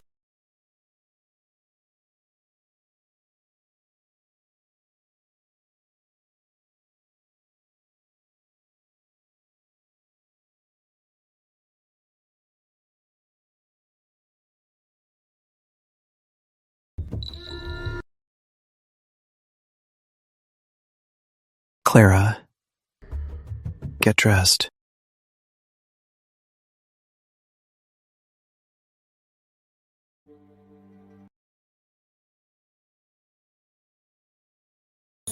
My period is always on time. What do you need to buy? I'll have someone buy it for you. Tomorrow my period will start. If you don't take me today, you'll have to wait a few days. We can't do it during that time. It's very bad for the body. Please be understanding. So I hope I can serve you today. I've already bathed and put on perfume, and I'm wearing new clothes. If you have any requests in bed, please let me know in advance. Do you want me to be modest or a little wild? I can do either. Clara, I just came to check on you. Don't do this. I don't have many close relatives. They're all very good to me. So, please show some mercy. Be lenient. Please spare them. Clara, I don't have any women, and I have no rules in bed. You don't need to say this. As for your family, as long as you're fine, they'll be fine. Your wounds haven't healed yet. Just focus on recovering for now. Nanny said you didn't eat dinner again. I'll have her prepare some light food for you. Is that okay? It's already so late. Why trouble Nanny? As a servant myself, I know how she feels. Clara, I don't see you as a servant, and I will never treat you as one. If not a servant, then what am I? A bedmaid? A concubine? A mistress? What's the difference? Could you really marry me as your wife in the end? Clara, do you want me to marry you? I don't want to deceive you. My marriage is not just about me. It's about my entire family. Marrying you, that's a promise I can't make. I'm sorry. Of course he won't marry me. As long as he feels guilty toward me, that's enough. Then will you let me go? I've never been a servant. I don't want to be one. Clara, no one will treat you like a servant. But you'll take a wife eventually, won't you? What if your wife treats me like a servant and torments me? Grandmother will surely choose a highly virtuous and educated lady as my wife. She should treat you well. You don't even know who she is. How can you be sure she'll treat me well? I have a house in the capital city. I want to move into my own place.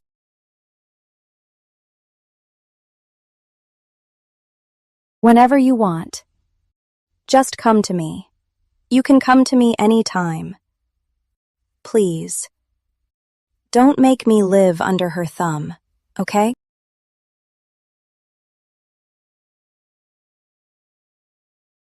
Okay.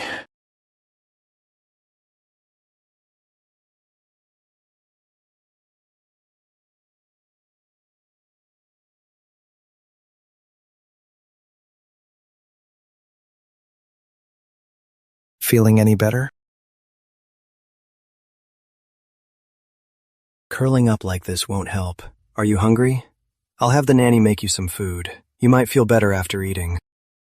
I have no appetite.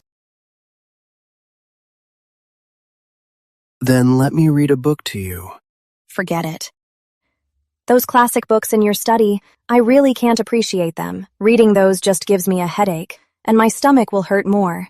Can you just let me be? Let me just read a bit. You might actually like it.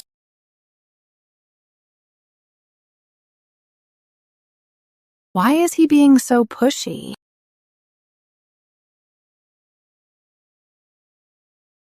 I see the two lovers embracing, playing like lovebirds in the water, heads together, like phoenixes in flowers. joyfully intertwined like branches, sweetly bound by a lover's knot.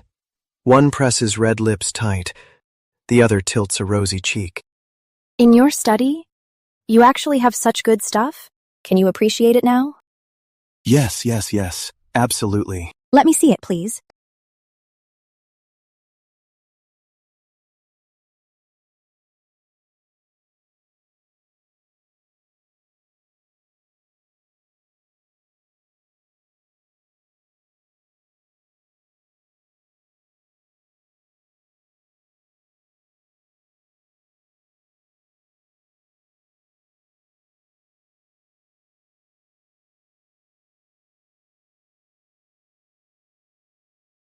All right. Read it tomorrow. The candlelight is too dim. Reading any longer is bad for your eyes. Please. I only have a little bit left. Really, just a little bit. Read it tomorrow.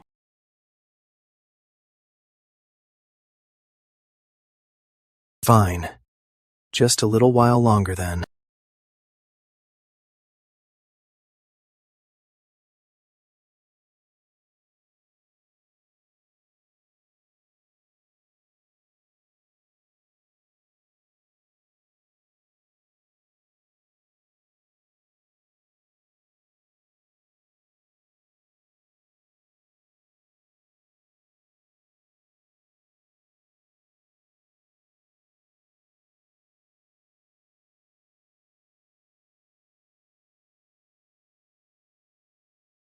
Edward?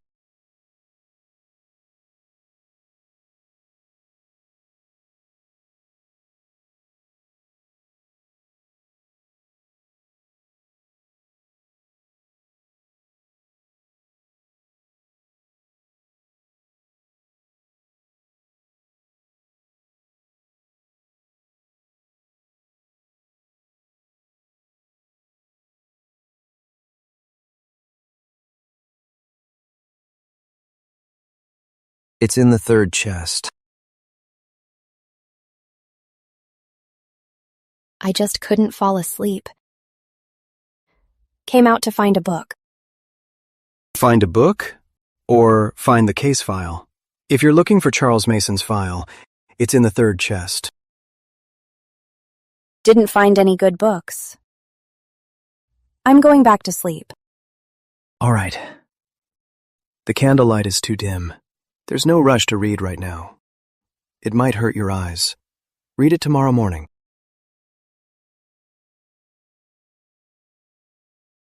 Clara, don't you have anything to say to me? No, nothing. It's late. Let's go to sleep.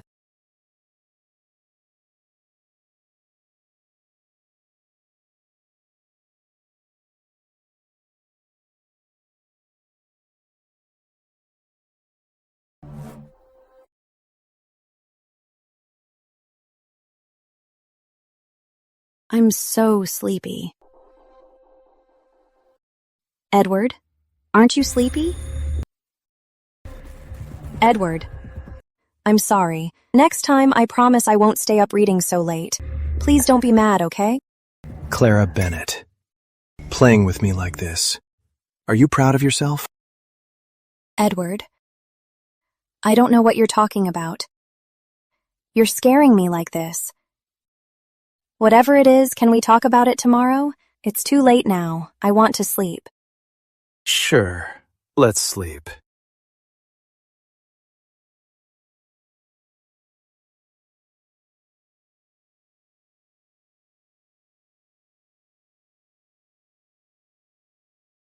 Are you scared? Clara Bennett, you've never been scared of me, have you? I've been too nice to you, too lenient with you. That's why you keep pushing your luck. Tell me, shouldn't I properly punish you? Don't you agree? Edward, my period isn't over yet. Not today. In a few days we can.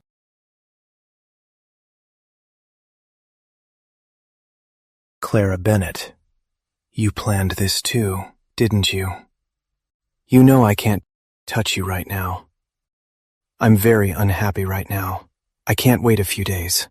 Tell me, how should I punish you? In the most filthy way possible. To dirty you. To make you scared.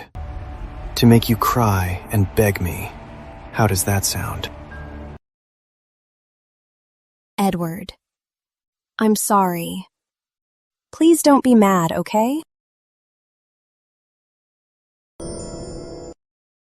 I'll use another way to help you relieve it.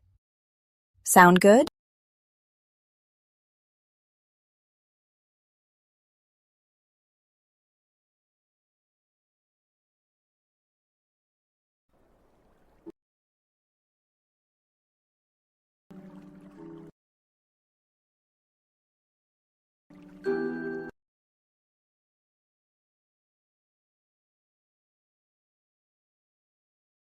Does your hand hurt? No. I'm just a bit tired. You should get back to work.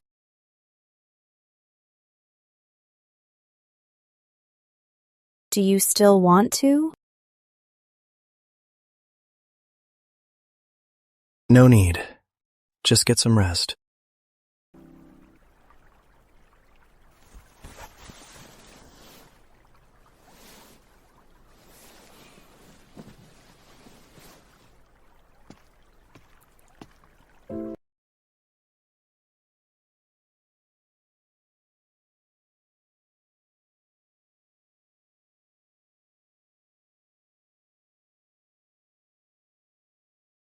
Clara, deep down, have you ever liked me, even a little?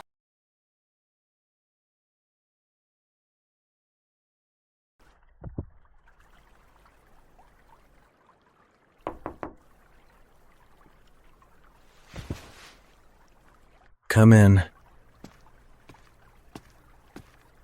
Sir, the nanny says Mrs. Bennet hasn't eaten all day. She's been sleeping, and she won't wake up.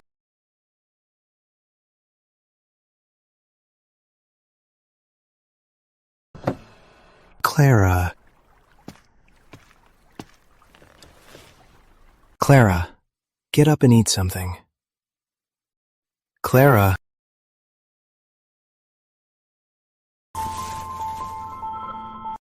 You're burning up.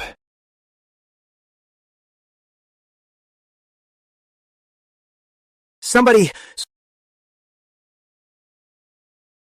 Sir. Get a basin of water first. Find the nearest dock and pull in. And hurry to find a doctor. Yes, sir.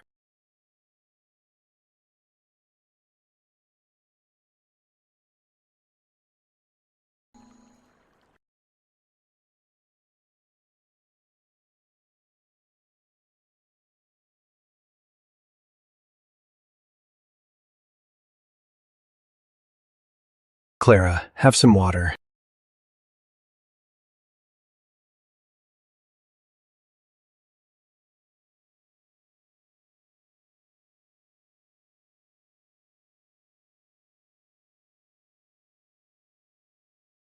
Sir, the doctor is here.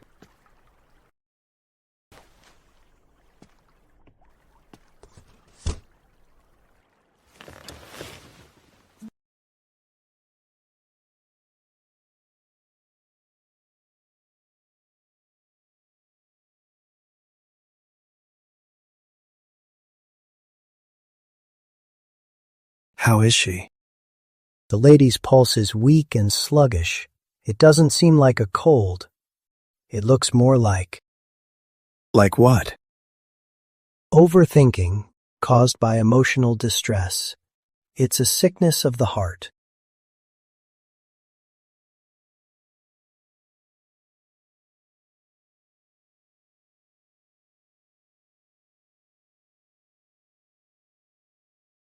Have some porridge.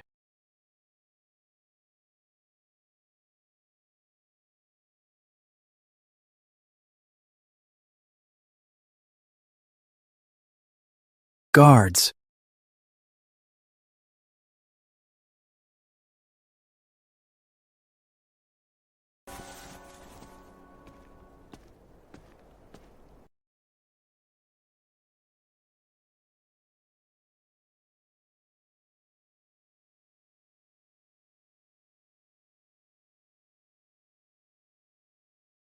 Can I see them, please? Edward.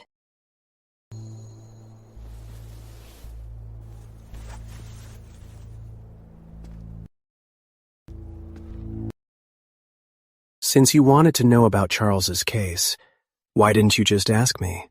Were you afraid I'd tamper with the case?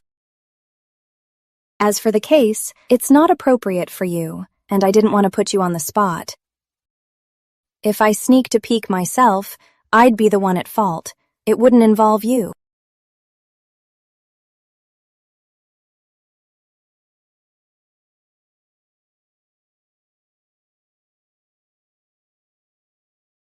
Victor Chandler. His case. I didn't tamper with it at all.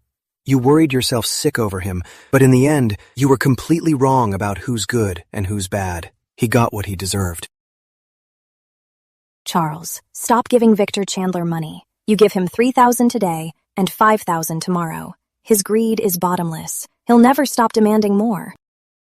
Victor Chandler wants me to be his 18th concubine, right? I'll just go. And then, I'll just run away. Clara, I won't let you walk into the lion's den. Rest assured, this is the last time I send him money. I already have a plan. Things will turn around. Victor Chandler will be brought to justice. So Charles's plan to turn things around was to forge accounts for Victor Chandler to personally bring him down. But he ended up trapping himself and is now charged with deceiving the king.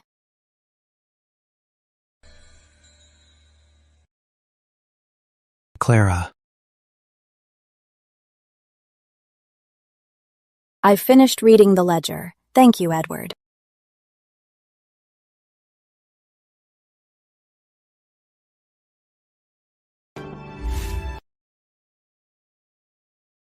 Careful.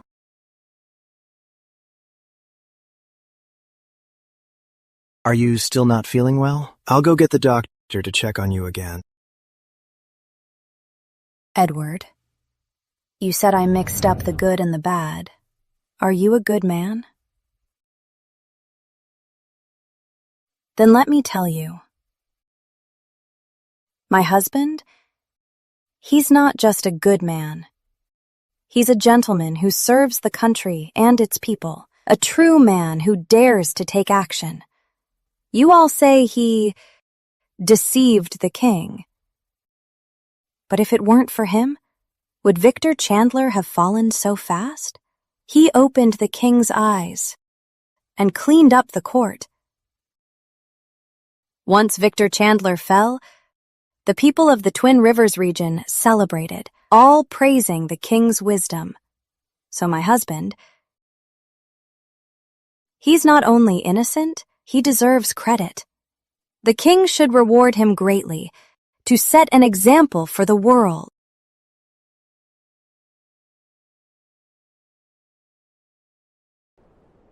Clara Bennett. He's the greatest man in the world. And me? Am I the worst villain on earth? Isn't that too unfair to me?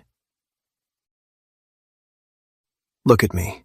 Please look at me.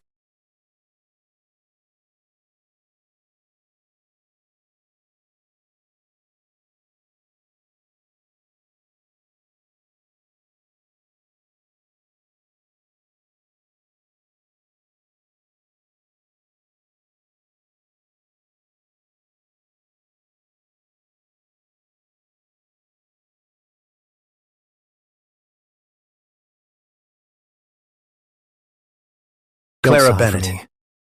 Don't sigh for me. You really are the years lost to time. You really are the most cold-blooded creature in the world. The most cold-blooded creature. I wouldn't dare kill you. Memories are like me. Or kill him. Singing for you. Fine, then kill me, sighing for the broken love. And kill him too. Since we're husband and wife, a lifetime of melancholy, we can look after each other in the afterlife. We'll still be married in the next life. Why can't I forget that moonlight? That's why. Oh, don't sigh for me. Fine. Memories are like me, singing a song for you. Clara Bennett! I never want to see you again.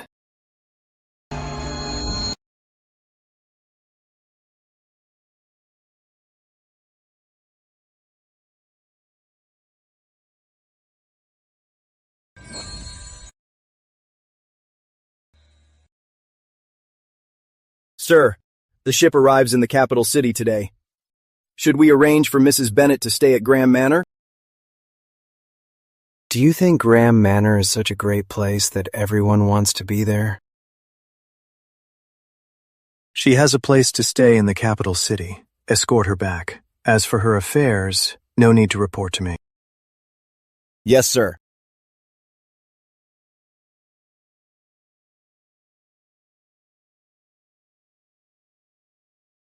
Mrs. Bennett, we'll be disembarking today. These picture books are what my master specially found for you. You should take them with you. Thank you, Mr. Strong. I'm packing my luggage right now. I'll take them off the ship with me later.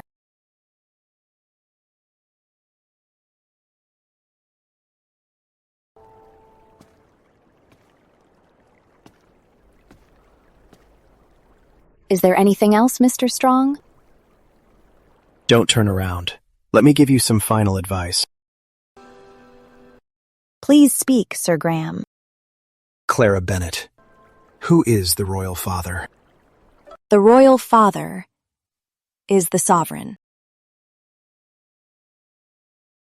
In the capital city, always remember, the sovereign is never wrong. You're not afraid of me, nor do you respect the gods.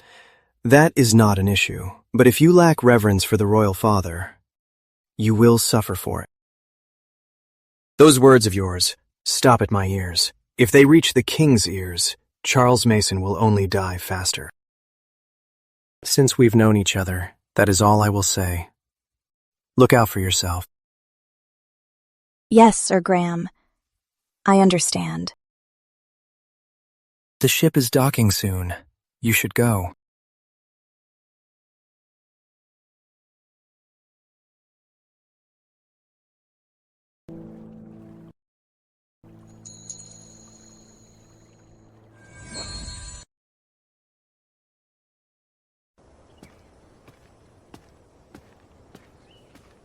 Mrs. Bennett, I have orders to escort you home. Please get in. Thank you.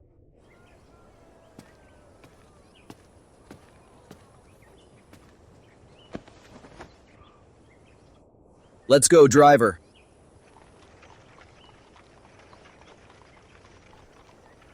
I must find a way into the royal prison to see Charles.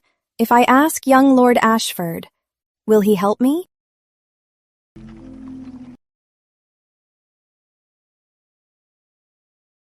Whoa.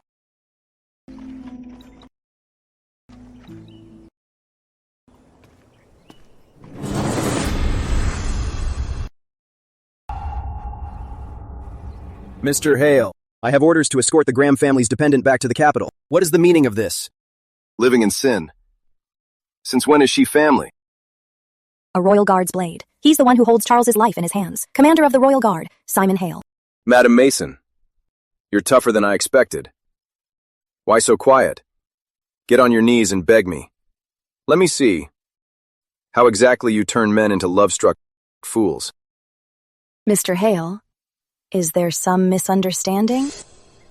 You know exactly what you've done. Cousin! Cousin Simon! Cousin! Cousin! Cousin Simon! Cousin Simon! I was fishing by the canal and saw you and the Royal Guard ride past. Are you on a case? Miss Clara! It's you! What brings you to the capital? Are you here to see me? Miss Clara, you've hooked another one. Madam Mason, you're really something.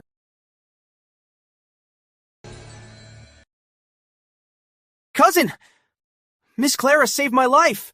Don't you dare kill her! You're all falling for her tricks. You'll regret it one day. Miss Clara, you came to the capital. What brings you here? Young lord, my husband was taken to the Royal Guard prison. I have to save him. What?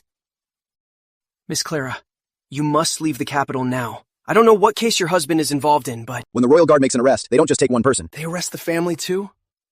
Before they come for you, you better go. Wait a minute. Simon just left without arresting her. Do I really have that much influence? Young lord, is it possible that it was my master's influence? Oh, right. Cousin Edward is a real pal, helping my savior out like this. I'll thank him properly later. Mrs. Bennet, is this where you stay in the capital? It is.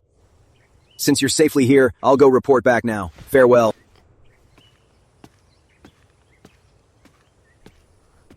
Young lord, I'd like to see my husband in the Royal Guard prison. Do you have a way in? Don't worry about the cost. I have plenty of silver. Mrs. Bennet. Once in the royal prison, they rarely come out alive. It's a lost cause. Even if the chance is slim, I must save him. Even if I can't see him, I want to send him food and supplies. Do you know a way? Sending supplies should be doable. I'll pull some strings. Wait for my word. Thank you.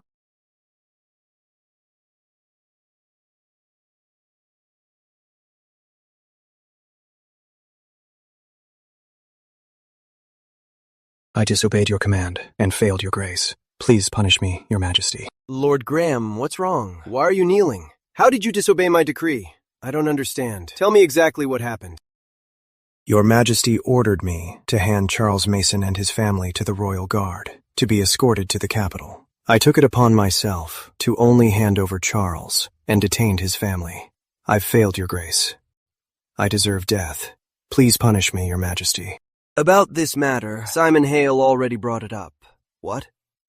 Do you think, Lord Graham, my decree was too harsh and lacked compassion? So you took pity on them? Charles Mason's crimes are undeniable. His family cannot be spared either. Your majesty's sentence is completely fair. It's just that Madame Mason is incredibly beautiful. I was blinded by lust and couldn't resist, so I kept her by force.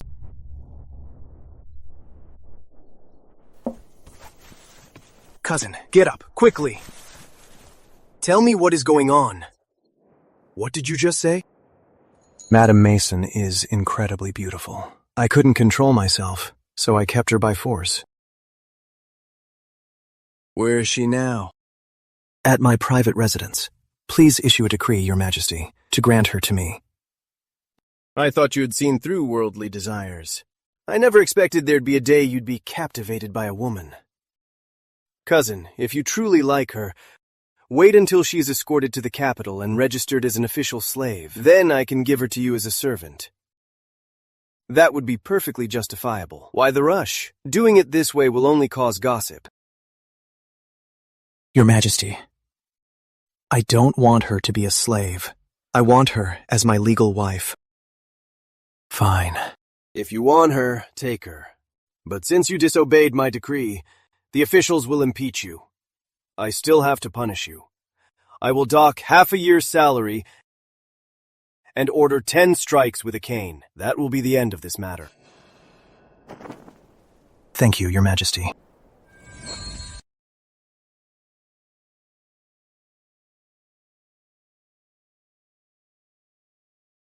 Sir, I did as you ordered, and escorted Mrs. Bennet to Bluecoat Lane. It's just... I've already told you. From now on, anything about her, you don't need to tell me. Understood. It's just what? It's just that on the way, Mr. Hale tried to assassinate Mrs. Bennet. Luckily, young Lord Ashford was there and stopped him. I came to report this right away. Go bring Simon Hale here. Yes, sir.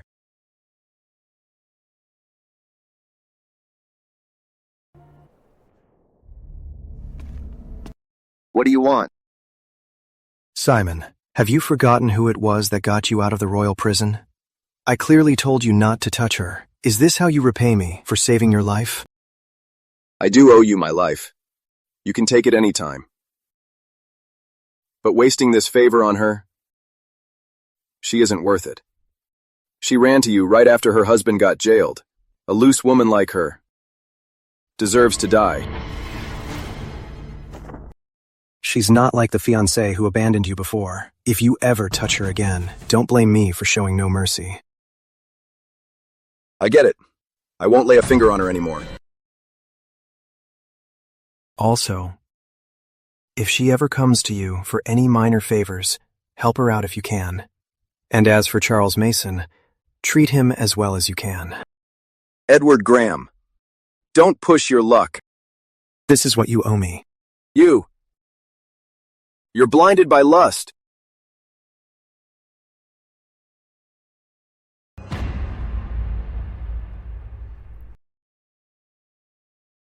Did the prisoner confess anything today? He only woke up once today. He asked where his wife and sister were, and he passed out again. We couldn't wake him up. What a fool. His wife abandoned him, yet he still misses her. When will these foolish men ever wake up and give up? The king hasn't seen him yet. Go easy on him. Don't let him die. Yes, sir.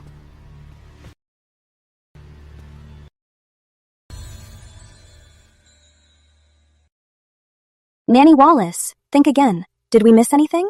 Young Lord Ashford finally pulled some strings to get this parcel into the royal prison. It's a rare chance. We can't afford to forget anything. I've checked it multiple times. It should be enough for the master. As for the silver, just as you asked, I packed quite a lot to help him grease some palms. Is that young Lord Ashford? Sir Graham, what brings you here? Henry had something come up. He couldn't make it, so he asked me to pick up the parcel for him. Where is it?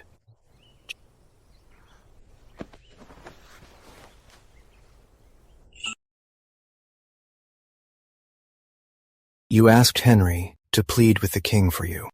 I didn't. I felt asking Henry wasn't a good idea. No, it's not. Henry has never attended the king. If he goes, Charles Mason won't survive the night. Clara Bennett, with the king, you only get one chance. If you win, Charles lives. If you lose, he dies. For this choice, think very carefully. Sir, you always mean well. Why do you have to scare me like this? I was a bit harsh earlier. Don't take it to heart. Please forgive my thoughtless words. Oh, so I'm not an immoral, unforgivable villain anymore? Henry said, when the royal guard makes an arrest, they always take the family too. But little Julia and I are still perfectly safe. You stopped the royal guard and protected us, didn't you?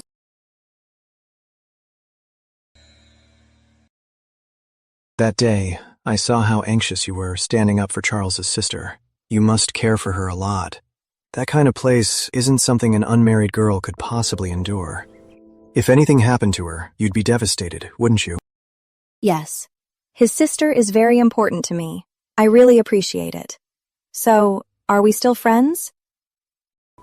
What happened on the boat? Let's just let it go. So that's her plan. Clara Bennett, I don't want to be your so-called friend. What exactly are you referring to? Are you talking about what happened on the boat? I don't know how things work in Westvale, but in the capital city, that's not something friends do. What happened, happened. If you want to pretend nothing happened and go back to being Charles's wife, that won't fly with me. But yes. Besides pretending that some things never happened, what else do you want me to do? Do you want me to follow you and live under your wife's thumb? That won't fly with me either. Your mother and grandmother are noble ladies of pure character. But the concubines in your manor, what kind of lives do they lead? Do you even know? Do you want me to live a life like that? Your character and looks are all top-notch. If we were of equal status, how could I not be tempted? But I can't be your legal wife, and I refuse to be someone's concubine. Let what happened on the boat go. I'll go deliver this first, so I'm not late. As for this, we'll talk later.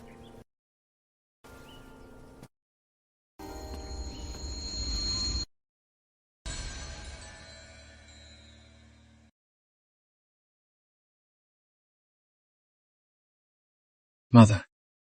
I need to speak with you. Come, sit.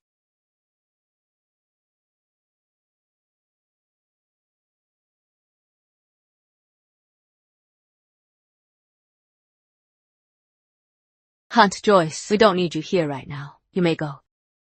Yes.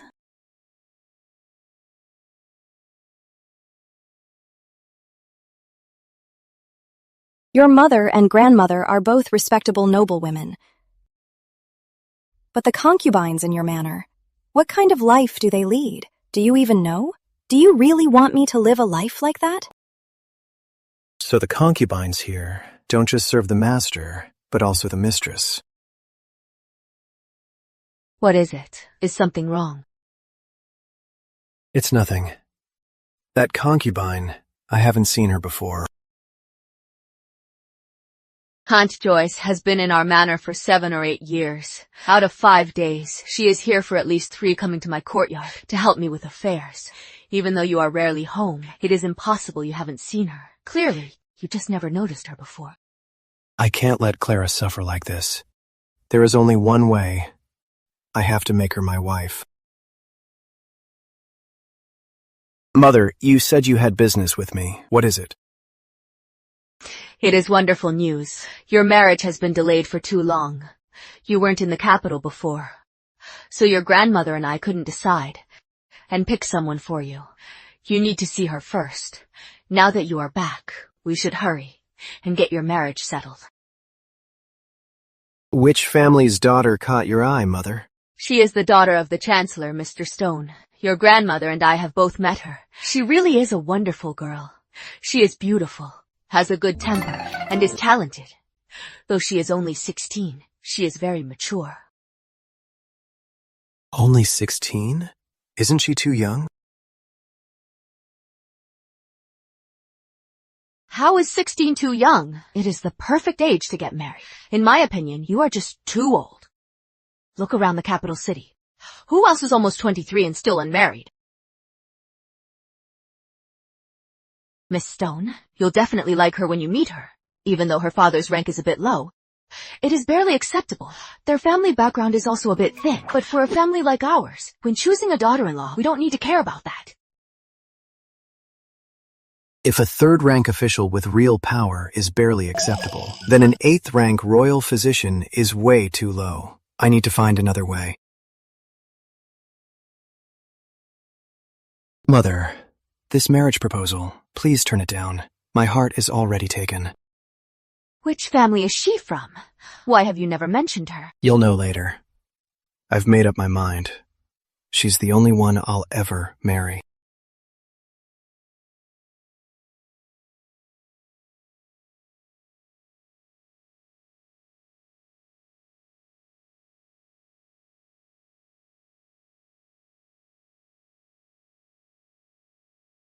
Clara made these clothes for me. She came to see me.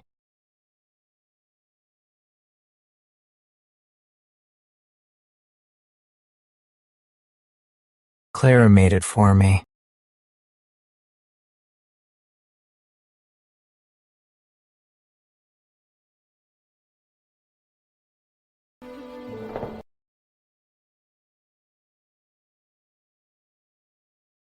But the way I am now, I'll only hold her back.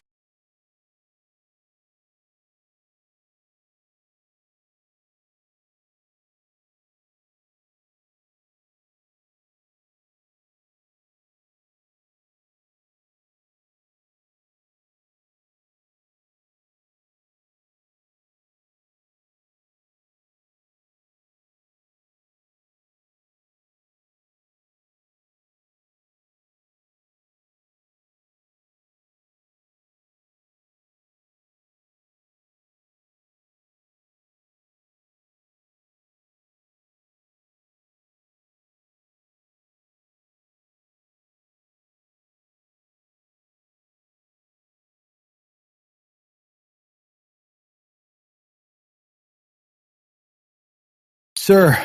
Sir! What is it? Are you hungry? I'll get you some food. Excuse me. Sir, do you have a pen and paper? What do you need them for? I want to write a letter to my wife. Whether I can give you that, I'll have to ask the commander. What kind of letter? I want to my wife. Write a divorce letter.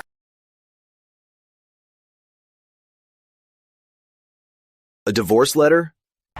Idiot. He's about to die, and he's still trying to give that woman a way out. If that's the case, bring her here. They can talk face to face. Let him see her true colors once and for all. Yes, sir.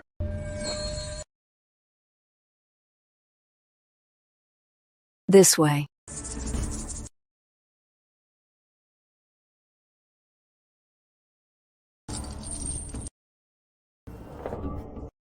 Charles Mason is inside. Go on in. Thank you, sir.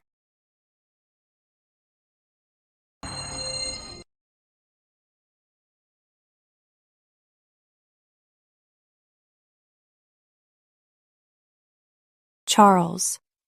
In this cell, have you been eating? Are you cold at night? Did they beat you? Are you hurt? Clara. Clara. It's really you. Yes, it's me.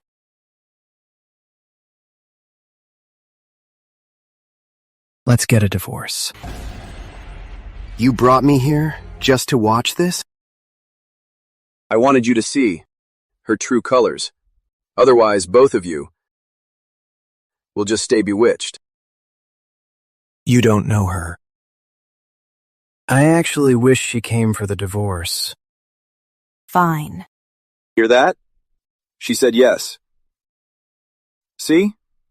She totally fooled you. You think you're so tough now, huh? You forged ledgers behind my back, and now you want a divorce? You think I traveled thousands of miles just to divorce you? Am I out of my mind? If you're so capable, then get yourself out of the royal prison. If you can get out, I'll divorce you 1,000 times a day. You think you're a candle or something? Always burning yourself to light the way for others? You think you're so noble, don't you? Are you out of your mind?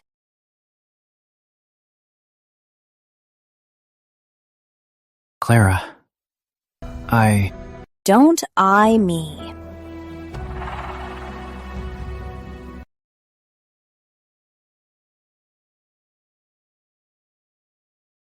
This girl is pretty fierce. What's going on? I told you, you don't know her. Next time you do this, don't involve me.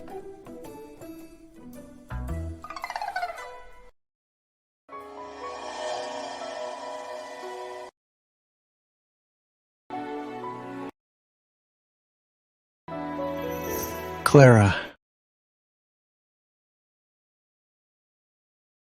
What's wrong? Do your eyes hurt? Edward, what are you doing here? I'm here to take you home. Let's go. Why did you stop?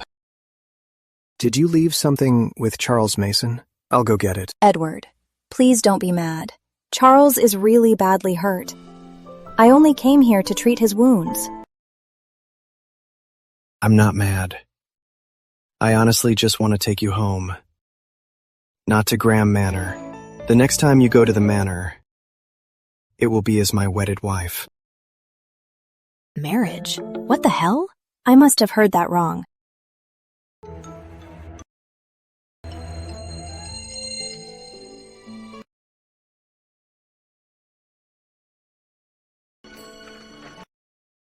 Edward, did you just say you want to marry me?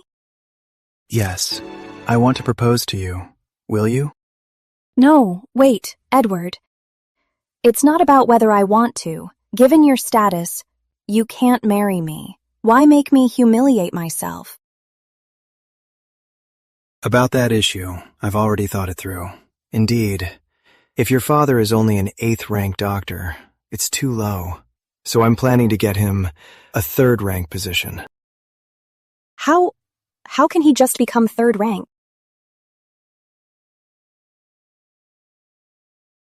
Chief Medical Officer is a 3rd-rank official. But I have never heard of this chief medical officer position. It doesn't exist yet, but it will once your father and brother arrive. I'll propose to the king that alongside the Imperial Medical Institute, we establish the Benevolence Clinic to benefit the people. This benevolence clinic, what exactly does it do? Clara, you actually inspired this. The Benevolence Clinic will basically do what you did in Riverport City. By then, ordinary people, even with just 20 coins, will be able to afford a doctor. Isn't this basically an ancient public hospital? It'd be amazing if it actually happens. But my father and brother don't exist. Where am I supposed to conjure them up?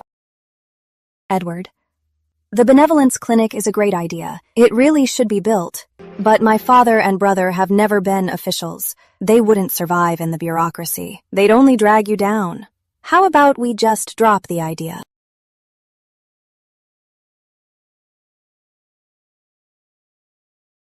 Clara Bennett. Does it have to be Charles Mason? I've racked my brains to elevate your family, and you don't even appreciate it. Edward, you hold a high position. I'm afraid if my father and brother enter the bureaucracy, they'll only become a burden to you. As soon as my second cousin gets out, I'll divorce him and marry you, okay? Okay, I'll go to the palace tomorrow and pitch the benevolence clinic to the king. Once your parents arrive in the capital, I'll officially propose. The benevolence clinic. This is a good proposal. Once it's established nationwide, people everywhere will be able to afford medical care. This will truly benefit the country and its people. By then, we can search the realm for highly skilled doctors, grant them official titles, and have the court manage them. First, it prevents excessive medical fees and eases the burden on the people. Second, they will be grateful for your Majesty's grace. I certainly like the idea, but to make this happen, it'll cost a fortune. Where will the money come from? On this trip to Riverport, I followed your Majesty's orders and investigated many salt-smuggling merchants and officials. We have enough money. Right. I've been so busy recently, I almost forgot something. Cousin? There was a salt merchant. What was his name? He's still held by the Royal Guard without a trial. Charles Mason. Right. Charles Mason. Guards, go to the Royal Guard and summon Simon Hale. Yes, sire. I, Simon Hale, greet your Majesty. Simon, there's a salt merchant named Charles Mason still held in the royal prison. Bring him here. I'll interrogate him myself. Yes, your Majesty. He's been locked up for days. He must be absolutely filthy. Bringing him here like this, stepping into this noble place, would only offend your eyes. Let him sober up first. Interrogate him another day. What do you say? Very well.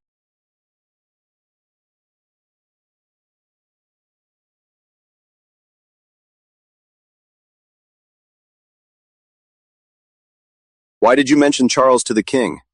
What if the king orders his execution? How will you explain that to Mrs. Bennet? With me here, he's not going to die. This whole thing needs to be resolved quickly. Otherwise, when my mother-in-law comes to the capital, I won't be able to explain it to her. Mother-in-law? I'm going to see him tonight. Lately, he's had it too easy. Make him look a bit more miserable.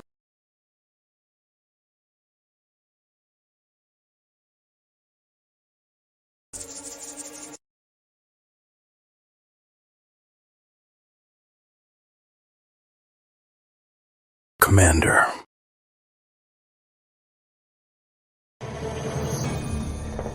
Cover your face. I'll be quick. Just one strike. Commander, what's going on? The king will see you tomorrow. Lord Graham will be here tonight. If you want to stay alive, whatever he tells you, you must do it. From this day on, don't give him any food. And no more medicine. Yes, sir.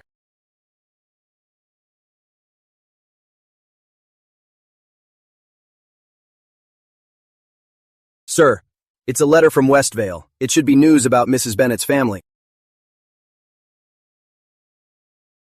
Good. You may go. Oh, right. Also inform my grandmother and mother to prepare the betrothal gifts. In a couple of days, I'm getting married. Yes, sir.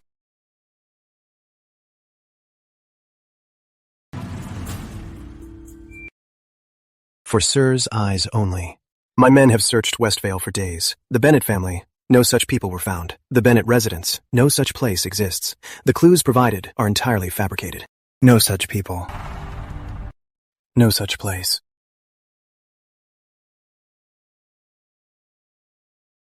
Clara Bennet! How dare you make a fool of me?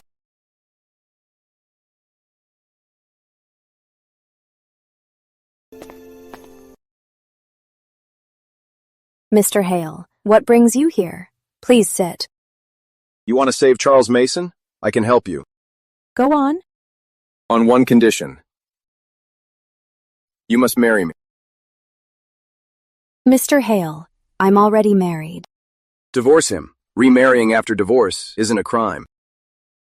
Mr. Hale, I've been involved with Sir Graham. You know what I mean? Intimately involved. Aren't you two friends? You don't mind? Break it off with him. Isn't being with me better than him? With his family background, there's no way he'll marry you. But I can. In the Hale family, I call the shots. Mr. Hale, you don't even like me. I don't dislike you. Right now, I like you a lot. If I marry you, I will have a good and loyal wife. And you'll bear my children. I want a son and a daughter. Is that okay? Have children?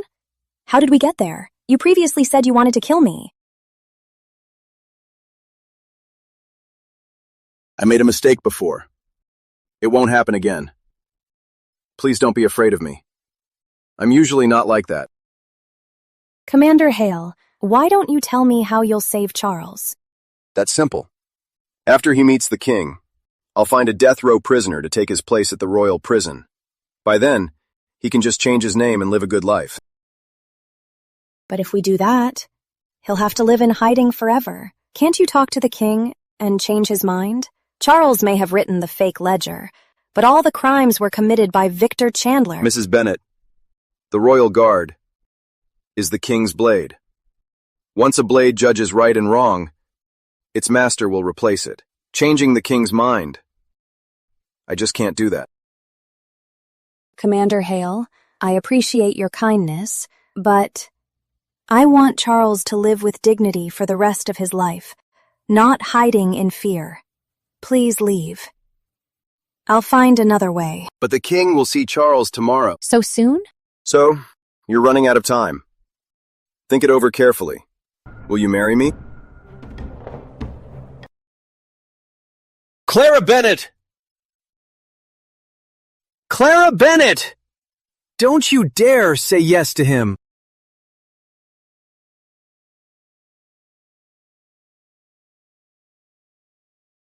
Clara Bennet, no wonder you turned me down. You've already paved a way out for yourself. It's not like that. Mother. You've got it all wrong. My refusing the marriage has nothing to do with her. You are never home all day, always running to a married woman's house. You even rejected a proper marriage. If not her, then who? It's not! Why are you guys here?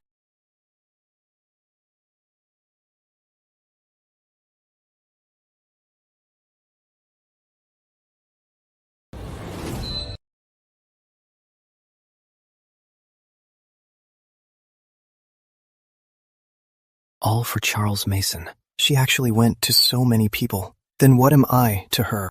Yeah. What am I doing here?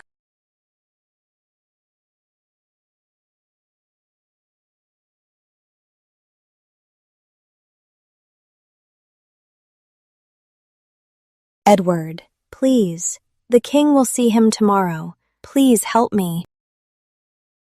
Why should I help you? What am I to you, and what are you to me?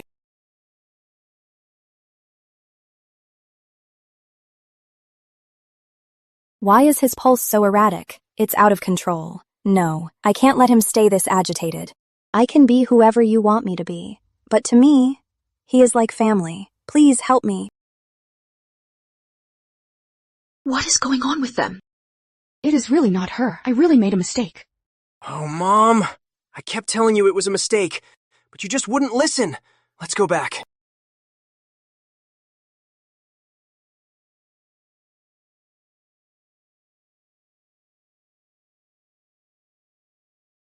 Mrs. Bennet? Someone's still waiting for your answer. So, what's your answer? Answer him. Tell him you'll marry him, so I can finally give up. Mrs. Bennet, don't be afraid of him. My offer and promise still stand. What do you say?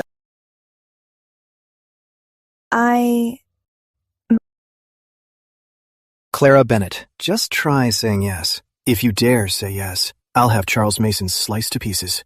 Nothing will be left of him. That's right, I am just that cruel. Edward, let her go. Don't force her, let her choose. Shut up! Simon, trying to play the hero? Choose what? Her cousin could be executed tomorrow. Letting her choose now? You're taking advantage of her. Yes, I'm no saint, but neither are you. Mr. Hale, you're willing to help, and I'm very grateful. But your method is still too risky. How about, after he sees the king tomorrow, we make a decision then? All right. Think it over. Then come find me. Edward, let's sit down and have a good talk, okay? Talk about what? Clara Bennet, with this act of yours, how many men did you find? Besides Simon and Henry, who else do I not know about? Is it true that to you, everyone is just the same? Sir Graham, does humiliating me like this make you happy? To save him, how many men have you been with? How intimate did you get?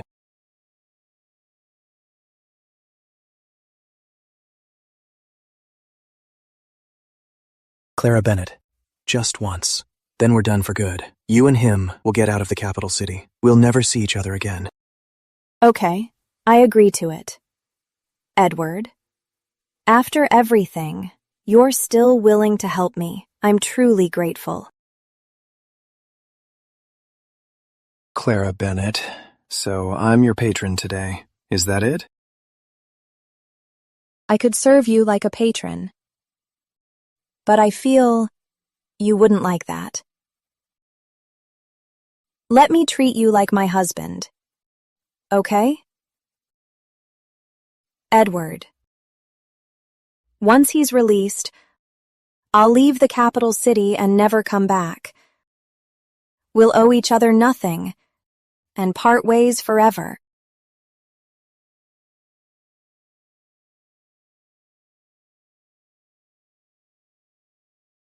Don't be angry anymore. Perhaps this will be our last time seeing each other. I want you to be happy.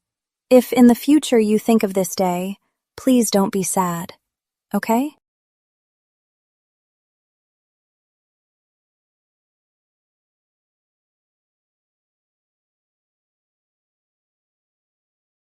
Sister-in-law? Little Julia, why are you in the capital? Did something happen in Riverport? How did you get here? Mr. Sawyer came to the capital to deliver gifts. I was really worried about you and Charles, so I tagged along on his boat and came with him. The head steward is here too. Mr. Sawyer is already in the front courtyard, right? Then tell Matron Wallace to serve the tea. I'll change my clothes and be right there. Matron Wallace is already serving the tea. The head steward is with Mr. Sawyer. She said you were in the inner courtyard, so I came looking for you. Okay, I got it. I'll wait for you outside then. I'll head out.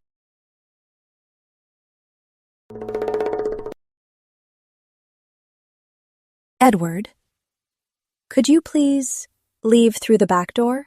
We have guests over, so it's a bad time. Once Charles returns tomorrow, and I settle him in, we can find another time and place. Okay? Please believe me. I won't just run away. I will keep my promise to you. Tomorrow between 7 a.m. and 11 a.m., have a carriage ready to pick him up at the palace gate. Around 3 p.m., I will send a carriage to pick you up. Okay. Clara, you did this for him. Even if he gets out, will he appreciate it? As long as he gets out and stays alive, that's enough. Whether he appreciates it doesn't matter. Edward, his audience with the king tomorrow, I leave it in your hands. Other than you, I have no one else to rely on. Please, you must help me. Tomorrow at 3 p.m., I'll be there on time.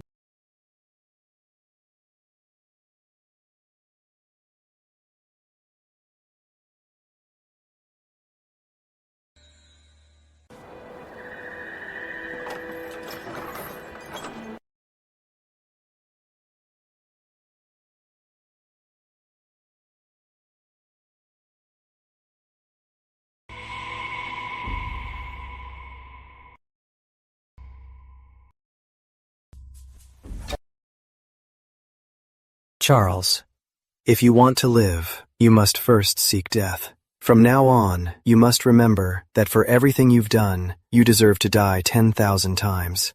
Even if the king wants to execute you, that is also what you deserve. No matter who asks, that's how it is. Also, everything you did was for one person only, and that is the king. Other than that, nothing else. From now on, I'll say a sentence, and you repeat after me. Keep it in mind. When you see the king tomorrow, do not make any mistakes.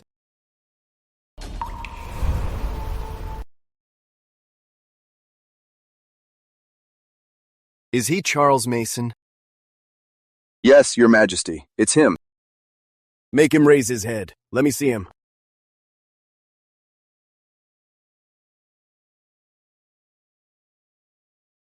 Judging by his looks, he doesn't seem to dare deceive the king. Has he been interrogated? Does he claim innocence? Yes, he has. The suspect confessed. He didn't cry foul. He just claims that he has failed Your Majesty and deserves to die. Was he tortured?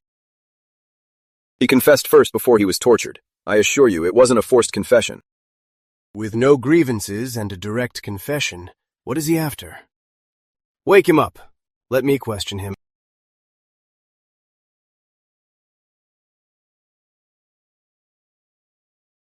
Kneel down. Pay respect to the king.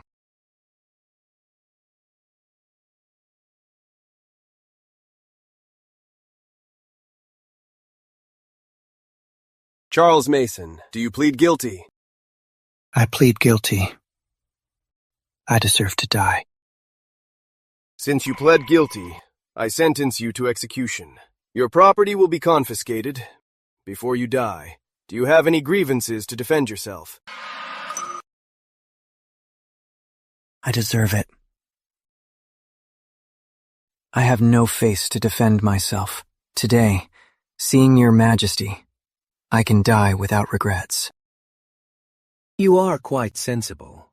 Since you knew it was a crime, why did you commit it in the first place?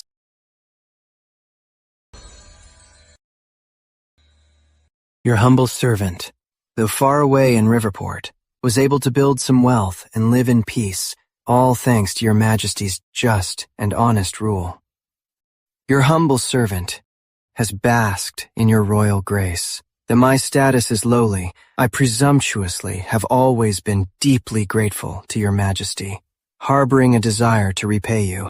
So, you came up with this method? Victor Chandler. He dared to deceive you. He deserves death.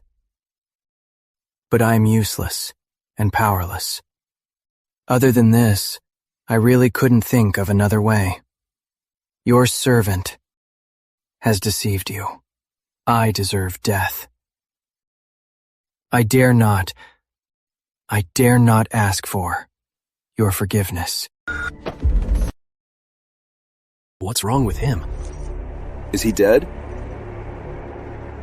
Your Majesty, he's still breathing.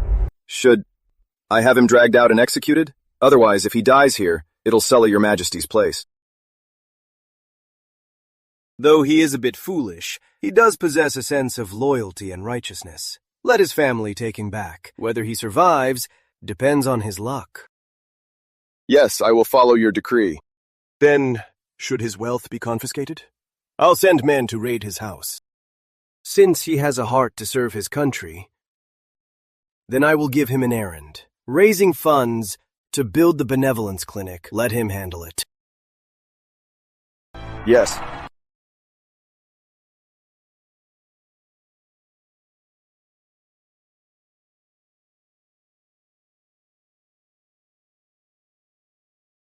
Sir, you told Mrs. Bennet to wait here at 7 a.m. Why did she come here at 5 a.m.?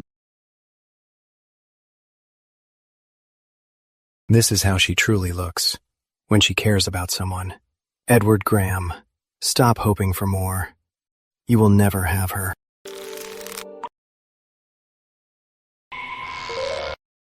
Madam Bennet, he's out!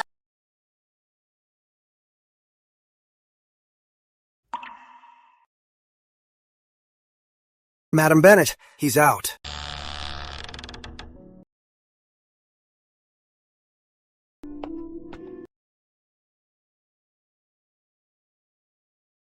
He's burning up. He passed out.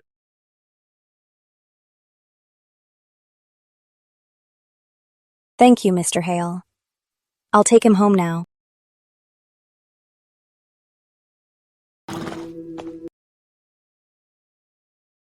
At 3 p.m.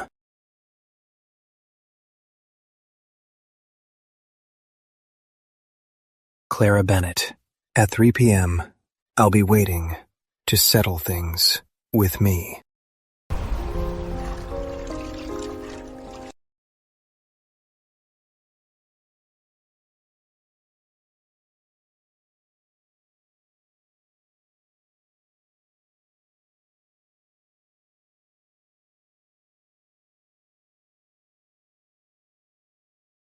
The wounds have all been treated. Now we just wait for the fever to break. Little Julia, once the medicine in the kitchen is ready, feed it to him. Okay. I'll be going out for a bit later. I reckon I won't be back until tomorrow. I'll leave the house to you. If your brother wakes up and asks for me, just tell him I went to the Royal Abbey to fulfill a vow, and I'll be back soon. Clara, please don't go. Let's go home. Take my brother and leave right now. Let's go back to Riverport. The king issued a decree for your brother to raise funds to build the benevolence clinic. We can't go back to Riverport. Okay. Then can you not go see that man? I don't want him to bully you. He didn't bully me. He helped us. It's a huge favor, and it must be repaid. Matron Wallace said you had the divorce papers filed with the authorities. Are you leaving my brother? I thought going as Madam Mason of the Mason family to this meeting wasn't very appropriate. It wouldn't be good for your brother, for me, or for Edward. That's why I signed the divorce papers. But even if we're not husband and wife, we will always be family, okay? If it weren't to save my brother, you wouldn't have to suffer like this.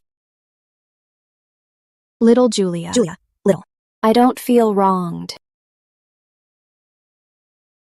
If it were anyone else, deep down, I would resist. But it's Edward. I'm not unwilling. Do you like him? Before, I was always on edge. So I couldn't really think about liking anyone. It doesn't matter. We're just impossible.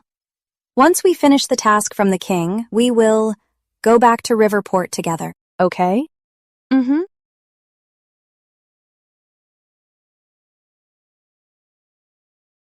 Mrs. Bennet, please.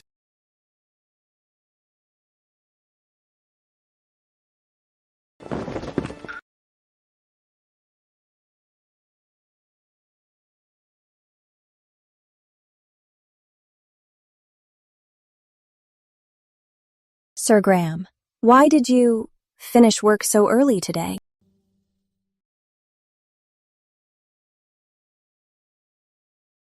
Or are you going back to work, so we have to reschedule? Clara Bennett, are you breaking the deal? No. Then starting right now, fulfill our promise. Call me husband. Husband.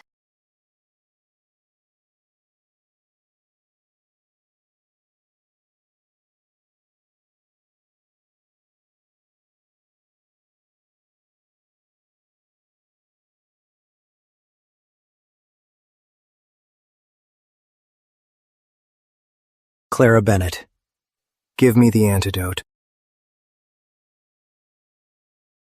What drug? You must have drugged me to make me so attached to you. All right, all right. It's all my fault. If I had met you first and treated you well, compared to him, you'd definitely like me more. Would you marry me? I would. Liar. You just had to ask.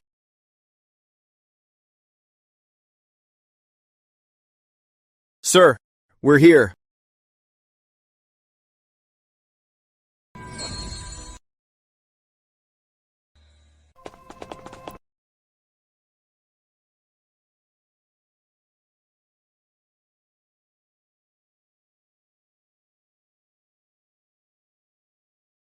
Where are we? Our home. 4 years ago today, the snow was just as heavy. I became a monk by decree and moved in here. At that time, I thought I would stay here forever, never to leave again. I accepted it and made it my home.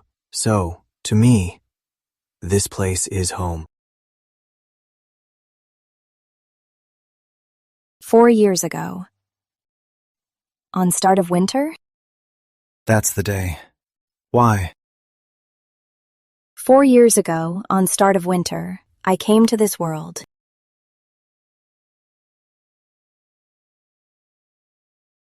Edward, back then, why did the late king make you a monk? Can you talk about it? Because of the epidemic 4 years ago, by the late king's decree, I became a monk to worship the medicine Bodhisattva, pleading with the Bodhisattva to bestow blessings and save the people.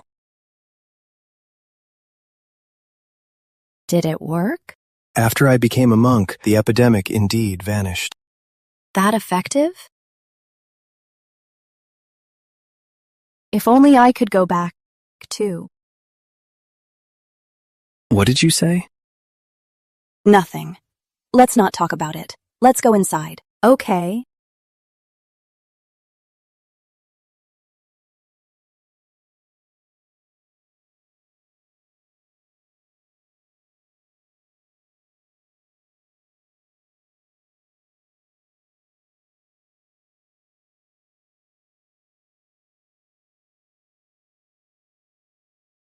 You don't want to?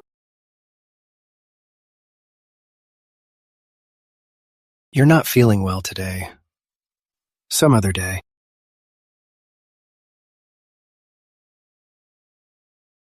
What other day? Today. Little brother, if you don't want it, I'll go find someone else. Clara Bennett. You asked for this. You bastard. Clara, I love you.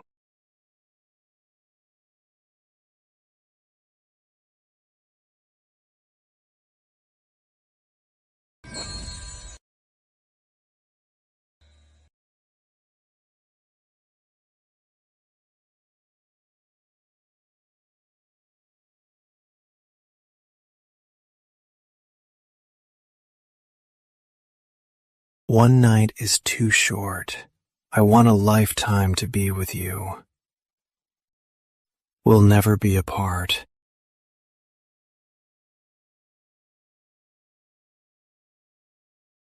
Is it too hot? Let me carry you to wash up, okay?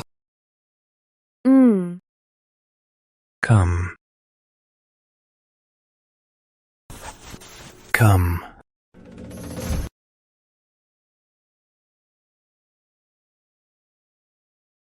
I see now. Clara. You and Charles Mason. It's a complete sham, isn't it? We are the real husband and wife. Clara, marry me. Be my lawful wife, will you? Sir Graham. I have to go. Don't call me Sir Graham, Clara. I don't know what's going on with you and Charles Mason, but between you two, it's a complete sham. Be with me. Divorce him. Don't worry, I will compensate him. High ranks, great wealth, he can have it all. You are not leaving. Keep your word. I was never an honorable man. Charles Mason. You? How did you find this place? Mr. Strong, is my wife here?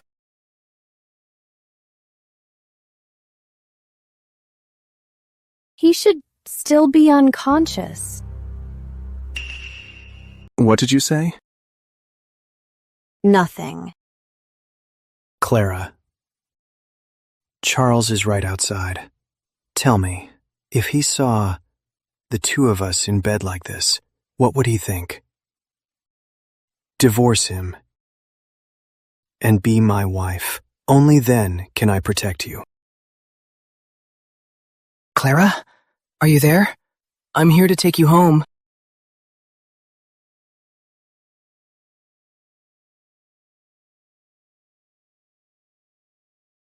Charles, you're still sick. Why did you come out? I came for you. Okay, let's go home.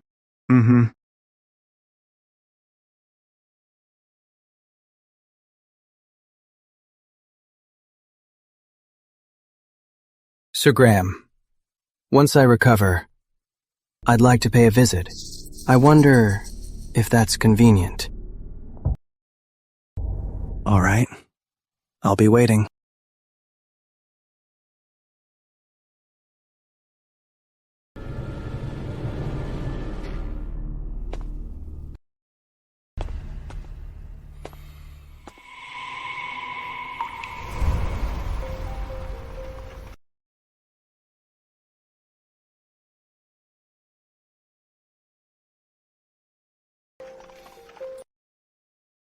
Charles, do you have anything to ask me?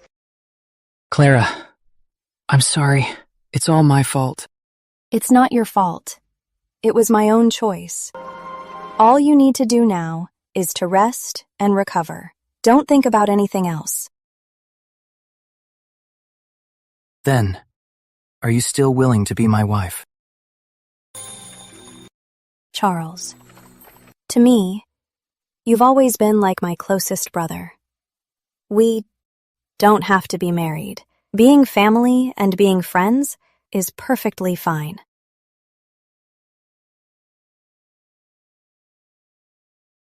I understand.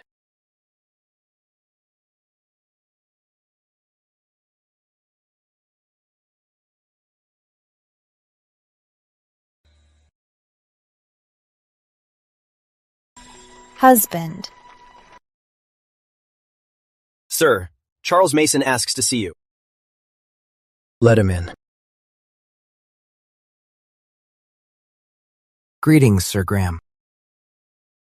Have a seat.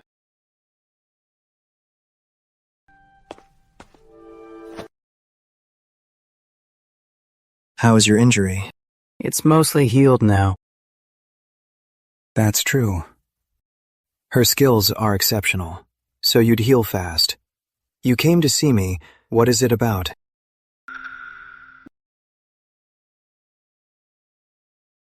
May I ask, Sir Graham, are your feelings for Clara genuine? It's quite strange for you to be the one asking me this question. But no matter who asks, my answer is the same. I love her. If she and I were to divorce, would you marry her as your wife? Or just take her as a concubine? She wants to divorce you? Sir, you still haven't answered my question. Do you want to marry Clara and make her your wife? Or is this just a passing fancy to be cast aside? A passing fancy? In my entire life, the only woman I've ever loved is her. If she is willing, I will give her a proper wedding with all the formalities and rightfully make her my wife. Then, sir, will you have other women? Clara told me that in her hometown, a man only has one wife. If a husband has other women, she will divorce him. Then I will respect her. In my entire life, she will be the only one. Only her.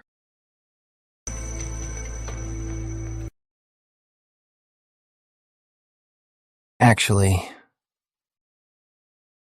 Clara and I are already divorced. You're divorced? When did this happen? 3 days ago. So before she came to see me, she was already divorced. Why didn't she tell me? Out of selfishness, I didn't want to tell you about this. But I was afraid of holding her back. To Clara, I'm just a brother, not a husband. The happiness of this world, I cannot give her. Why did she marry you in the first place?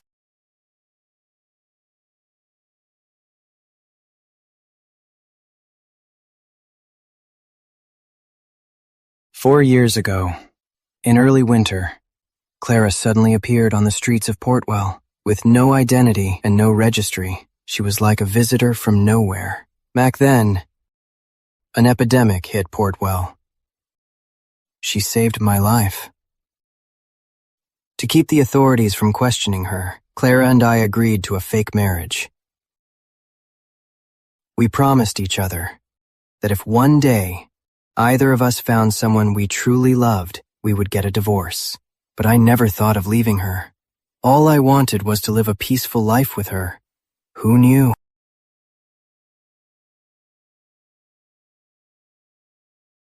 If you, sir, truly love her, please keep her safe. Your promise to be faithful only to her, please do not break it. Otherwise, even if it costs me my life, I will take her away." Clara didn't misjudge you. You are indeed an honest man.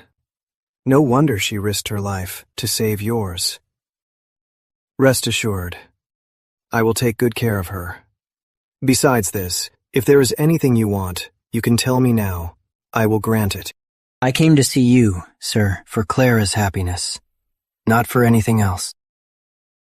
You better think it through. You really want nothing? Nothing at all. I only hope Clara lives a good life. Sir Graham, farewell.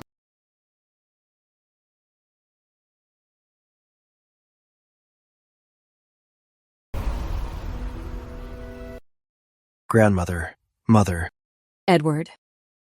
You mentioned you found someone you love. Who exactly is she? With our family status, marriage cannot be taken lightly. Even the Queen Mother is very concerned about it. So today, you must tell us who the person you love really is.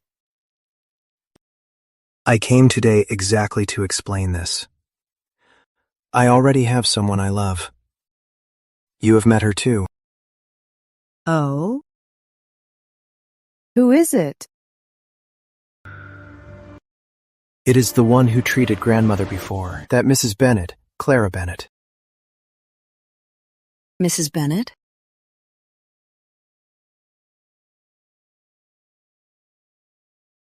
Mrs. Bennet.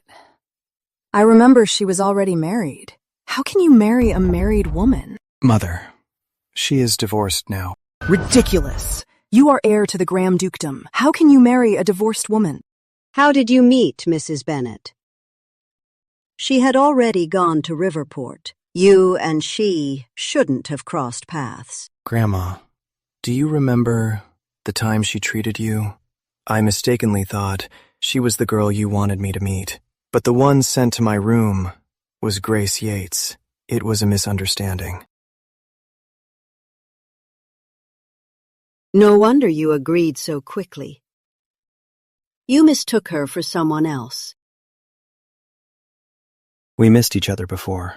I didn't expect that in Riverport I would see her again. This is our destiny. Tell me the truth. Did you use your power to force her? Yes. Unfilial son! How could you do such a thing? No wonder. Miss Clara and her husband were deeply in love. They shouldn't have divorced. You must have driven them apart. No matter what, she is already divorced. Grandma, I love her. I'm determined to marry her. Please give us your blessing. How dare you! Our Graham dukedom has a century-old reputation and strict family rules. Who allowed you to commit the act of stealing someone's wife? Such an absurdity. Today, if I don't punish you severely, how will I face our ancestors? Even if you beat me to death, Grandma, I won't change my mind. I love her. I will spend my whole life with her. Clara Bennett, I am definitely marrying her. Someone, bring the family cane.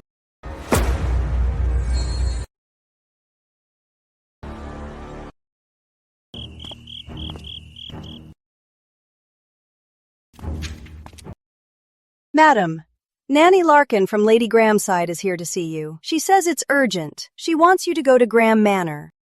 Wanting me there at this late hour? Could it be Lady Graham is unwell again? Clara, I need to tell you something.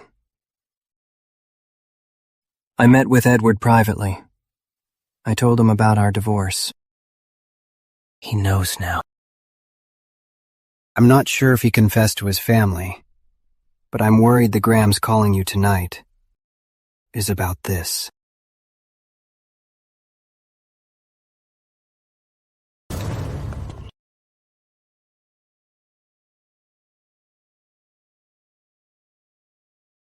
Lady Graham, Mrs. Graham, Mrs. Bennet is here.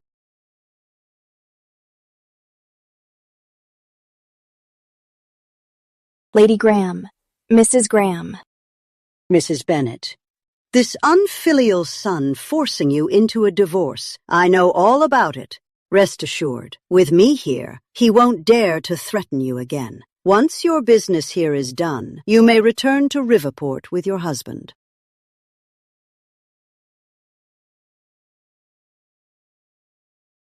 Keep hitting him. Yes, my lady.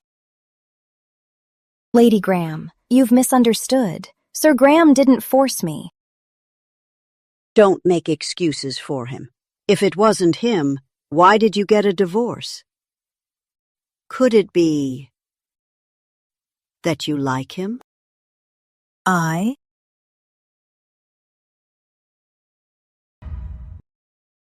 Since you don't like him, he's forcing himself on you.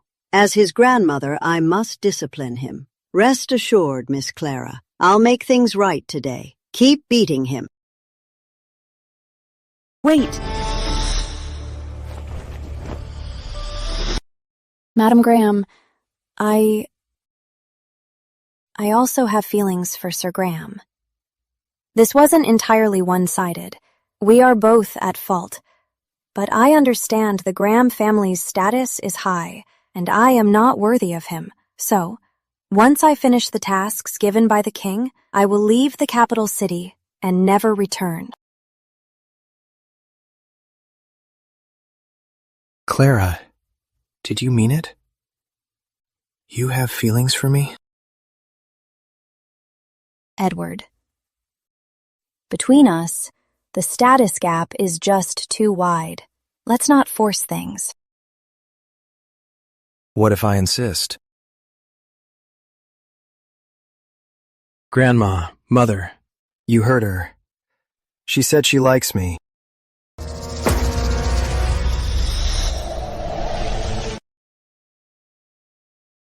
Fine. Since the feeling is mutual, I won't interfere. After all, I can't let you go off and become a monk. Won't interfere? Become a monk? Shouldn't Madam Graham be dead set against this? Mrs. Bennet, Edward is quite badly injured today. I'll leave it to you to treat him. Why is Mrs. Graham acting so strangely too? Shouldn't she throw a stack of banknotes at me and tell me to stay away from her son?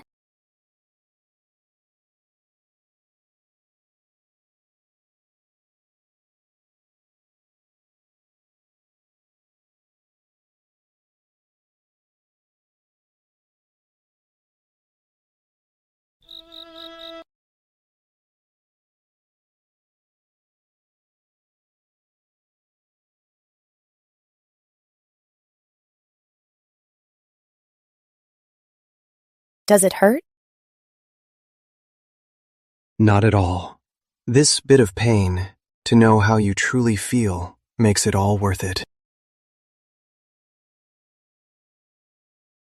I just couldn't bear seeing you get beaten, so I just made that up. Please don't take it too seriously, Sir Graham. Clara Bennet, I am taking it seriously. In front of my grandmother and mother, you admitted it yourself. Are you trying to back out now?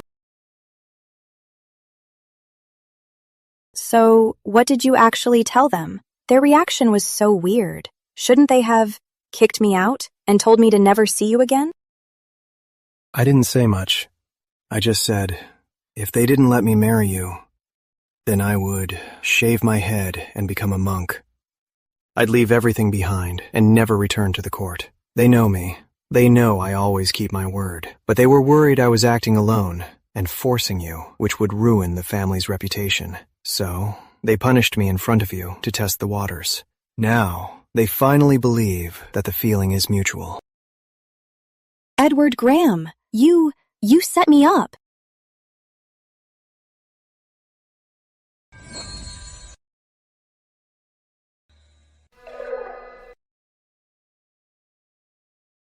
Clara, how is this a trick? Admit it. You like me too. That's why you hate seeing me suffer. No, I don't. I just felt bad for you. Can't you care about me a little more? I would die without you. You've already divorced Charles Mason. Don't tell me you plan to stay single forever? Well, that doesn't mean I have to be with you. Isn't that Mr. Hales still waiting for my answer? I dare you to try being with him.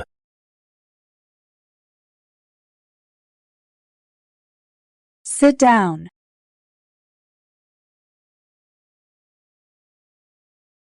Edward, you're wonderful, but I still have my concerns. You're the heir to the Graham dukedom, the king's cousin, and a deputy minister of state. Even if I do become your wife, all I would have to rely on is your feelings for me. If one day you stop loving me, where would that leave me? That day will never come. The human heart is easily swayed. I can't take that risk. When I was with Charles Mason, at least we were equals. I never felt insecure. Clara, tell me, how can I make you feel secure? Clara, just tell me, how can I make you feel secure? Let's say I'm not a third-rank official's daughter, but a third-rank official myself. Maybe then I wouldn't be afraid. All right. Then it's a deal. What did I even say? How is it a deal already? When you become a third-rank official, we will get married. What? Are you serious?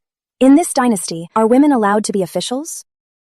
During the era of the Great Ancestor, there was a precedent of female officials. 2 of them, in fact. Both were royal doctors at the Imperial Medical Institute. The Benevolence Clinic is currently being established. Having you serve as the chief medical officer would be absolutely perfect. You said it yourself. Royal doctors are only 8th rank. The chief medical officer is 3rd rank. The king would never agree.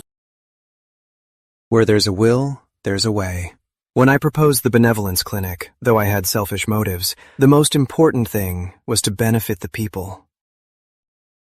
Clara, what I am doing, and what you did in Riverport, at the Bennett Clinic, align perfectly. I believe you'll definitely support me on this, right? I'm willing to do it. But Edward, 3rd rank, isn't that too difficult? There's a war at the northern frontier right now, and an epidemic has broken out.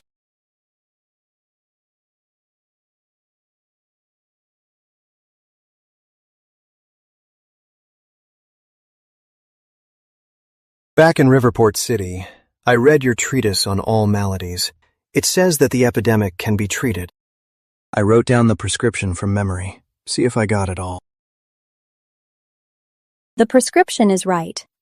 You want to present this to the king, to treat the northern frontier epidemic? Exactly. If this works, your merit will be unmatched. A 3rd-rank title will be a given.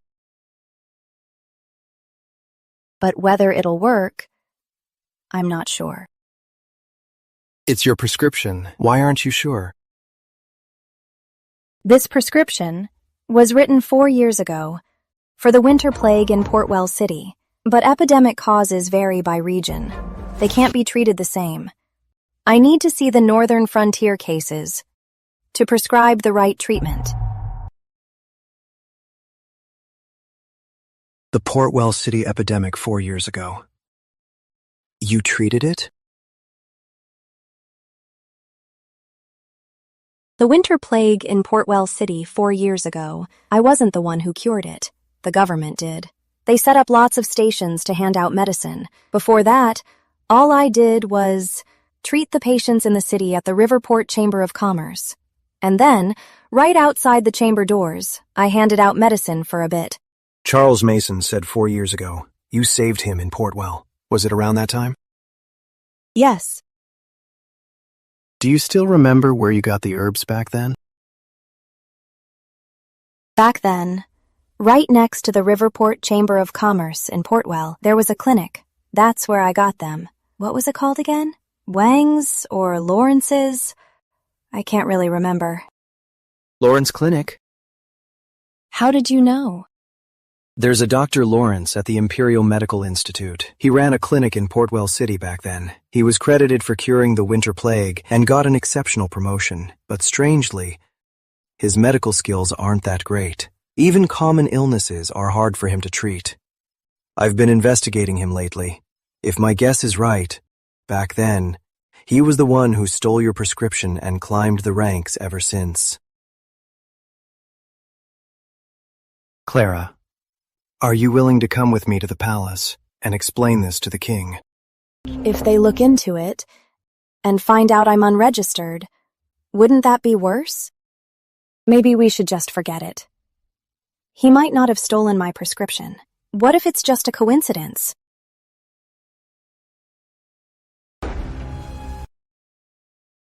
You're afraid your registry secret will get out. How did you know? You married Charles Mason just to get registered, right? He even told you about this?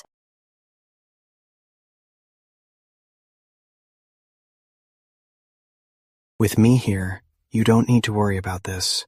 Can you really bear to let a quack endanger the royal household? All right. I'll go to the palace with you.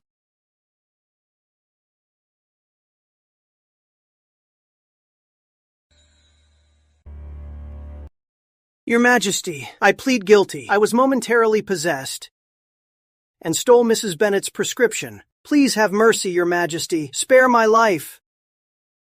How dare you stay in the Imperial Medical Institute with such poor skills? If you had harmed the royal bodies of me and the royal consorts, how many heads do you think you have to lose? Guards, drag him away. Yes. Spare my life, Your Majesty. Your Majesty! Your Majesty! Your Majesty, for the winter plague 4 years ago, it was actually Mrs. Bennet's prescription that worked. The one to serve in the court should really be Mrs. Bennet. The benevolence clinic is almost built. I'd like to recommend Mrs. Bennet for Chief Medical Officer. What do you say, Your Majesty? Cousin, I was actually planning to reward Mrs. Bennet. I figured I would just grant you to a marriage. But you want her to be an official. I've admired Mrs. Bennet for a long time. Naturally, I want to marry her. But in comparison, an official position is more worthy of her achievement in curing the winter plague. But even if I agree, making a woman a third-grade official would cause endless arguments. I knew it. This path wouldn't work. Unless Mrs. Bennet makes another great contribution to silence the critics. What do you mean, Your Majesty? The northern frontier epidemic has spread for a while. The soldiers are suffering terribly. It worries me deeply. So, Mrs. Bennet, are you willing to go to the northern frontier to treat the epidemic? Your Majesty. This journey is truly dangerous. If you don't want to go, I won't force you. After all, you are the only woman my cousin loves. I don't want to see him miserable. I can still grant you a marriage, but for the Chief Medical Officer position, I'll have to choose someone else. Now, you have 2 choices before you. How you choose is entirely up to you.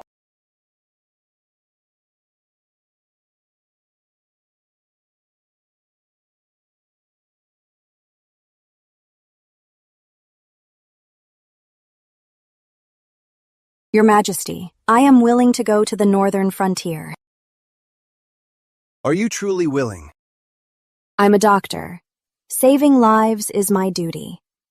If I can use what I've learned to cure the epidemic there and reduce casualties, it would be my honor. Please rise. Then, what do you think, cousin?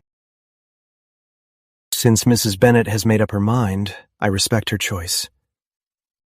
I ask Your Majesty to allow me to accompany Mrs. Bennet to the northern frontier. That's out of the question. Duke Graham won't agree, and neither will the Queen Mother. Besides, the Ministry of Finance still has a lot of work to do. If you leave, who will handle all of that? Your Majesty. Edward, you don't know medicine. You wouldn't be able to help much anyway. Just stay in the capital city. Once the epidemic at the northern frontier is over, I'll be back. You have to keep your word. Don't lie to me again. I always keep my word. Oh, give me a break.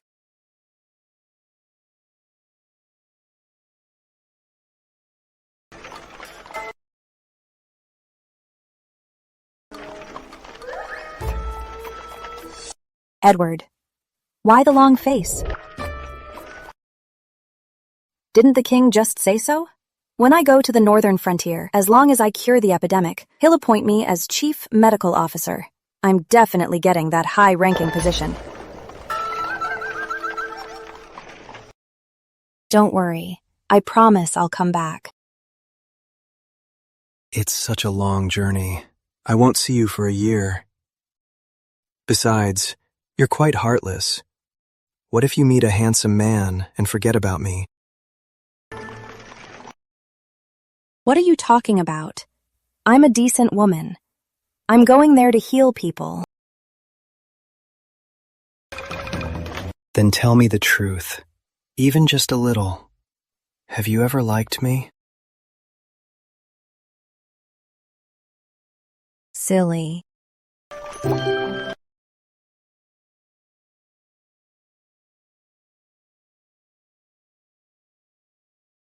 Thank you, Edward.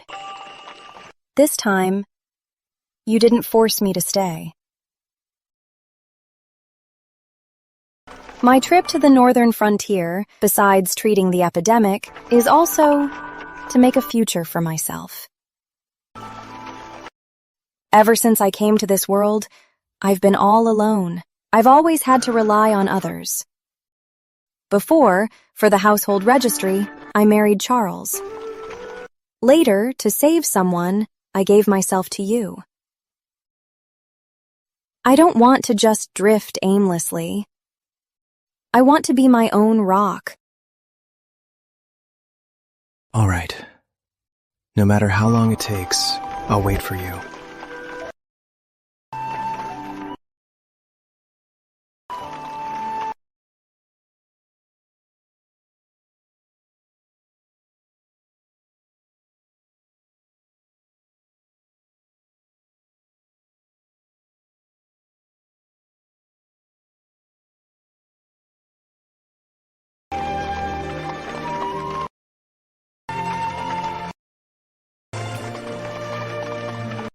Sir, aren't you going to see Mrs. Bennet off? I'm afraid if I get too close, I won't be able to let her go. Clara, may your journey be safe and smooth and free of danger.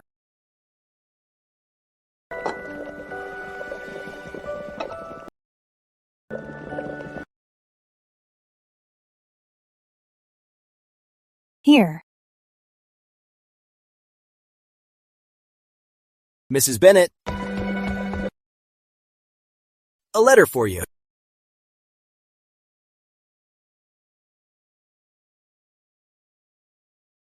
Clara, may this letter find you well. I heard your prescription is working well. The officials are full of praise. I am so proud of you. Congratulations. The court is seeking talent. I recommended Charles as the textile commissioner of Riverton. He will head to Riverton soon, so don't worry about him. The northern frontier is cold at night. Remember to stay warm. Take good care of yourself. I eagerly await your return.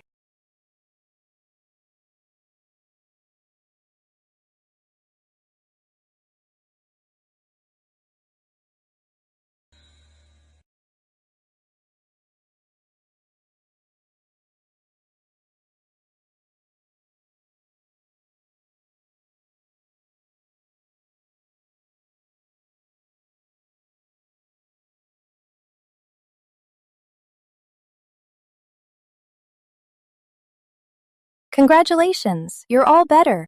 Thank you, big sister! That's great. The last patient has recovered. Mrs. Bennet, we did it. Yes, we finally did it. The royal decree.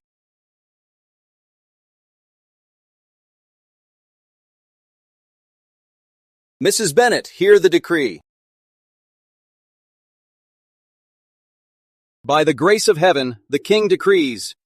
Clara Bennet, possessing both talent and virtue and exquisite medical skills, has eradicated the epidemic at the northern frontier, saving countless lives. For her great service to the state, she is appointed Chief Medical Officer of the Benevolence Clinic and bestowed the Gold Seal and Purple Ribbon. May you faithfully fulfill your duties and achieve further greatness, so decreed. I thank your majesty for this great honor.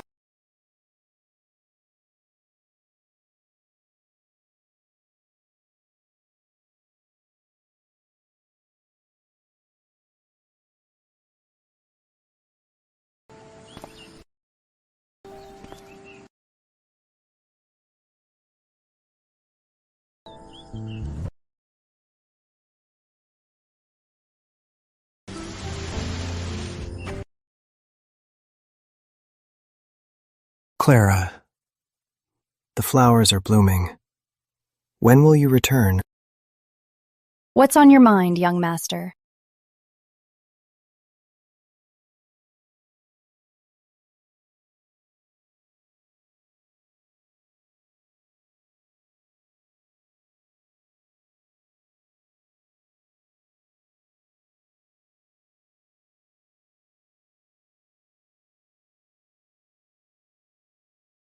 Young man, I've become a third-rank official.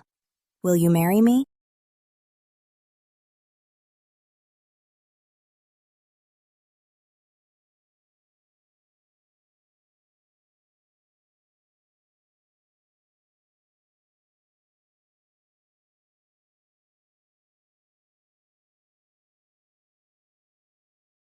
You're finally back. You waited so long for me. Do you regret it?